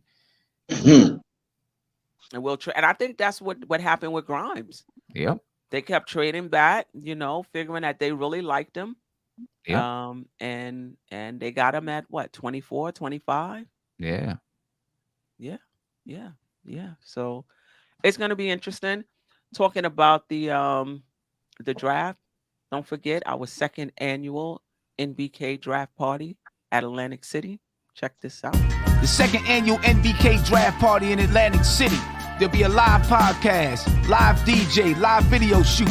$40 for a VIP ticket, $30 for draft night only. Get your tickets now. Yeah, it should be a lot of fun. Sam, you want to talk a little bit more about it? Yeah, man, it's gonna be a whole lot of fun. That's why I came in sweating tonight because I was at the gym getting shots up, getting ready for my game versus Big Bubba. I'm gonna be ready for him. I'm gonna be ready for him, but it's gonna be dope, man.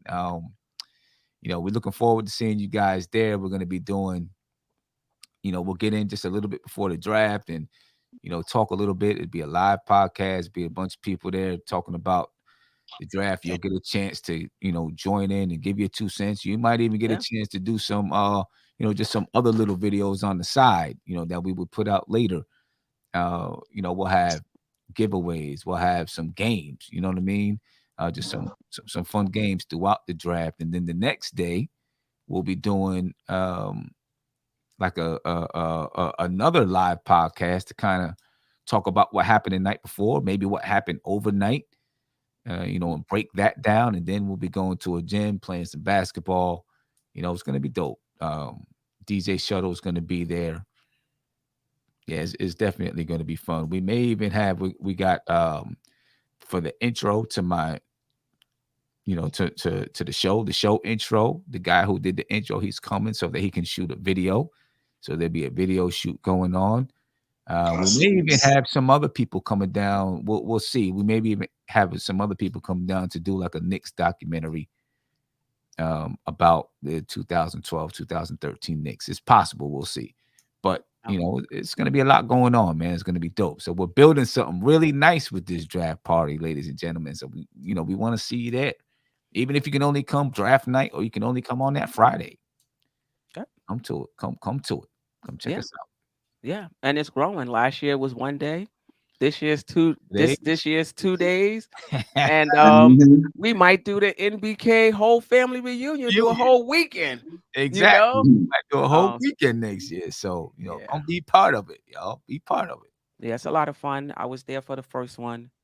It was a lot of fun. And just being able to put, it's one thing to see somebody on a panel, or hear them in the chat or see their comments in the chat.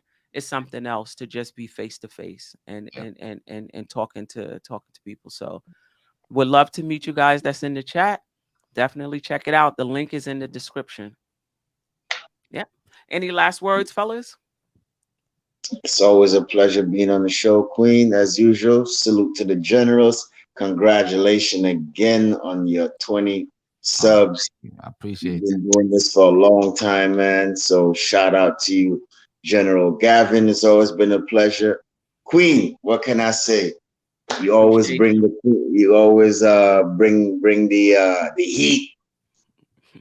So I appreciate you always having me on the panel, man. Of course. Salute to the chat. One love. Yeah, no doubt. Steph, I'm glad you let me come on. I love Oh, talking Knicks Sam, with you, man. come And on. I can't ready to do it again every Tuesday, right? 9:00. Yeah, every Tuesday, 9:00. Yeah, ready to Yeah, do it again. yeah. Gavin, any Steph, last words? appreciate you, Sim, staff. Yeah, I just thanks for always having me on. Honored to be a part of this as it grows from its early stages and just seeing what it can become later on down the line. So, Yep, appreciate it. like I said, always honored to be a part of that every single week. So, um, yeah, just appreciate you. And I hope you guys have a blessed one and stay safe out there to the family in the chat. Yeah, appreciate you, Gavin. Sim, of course, this is not even possible without you allowing me on Nothing But Nick. So I appreciate you. Forever grateful. Staffer, I appreciate you. And there'll be other content as well. I definitely want to do some sport and society stuff. But I just knew I had to get this up and running or I Yeah. would just lose my motivation. So there'll be other stuff coming as well. But for now, this is it. I appreciate you guys rocking with me. I appreciate the chat, man child, Sangford 929, Shy Powers. I appreciate you, Shy. The Public Enemy, Sherwin M, Man Child, whoever else was up rocking with us. I appreciate you. Until next time. Peace.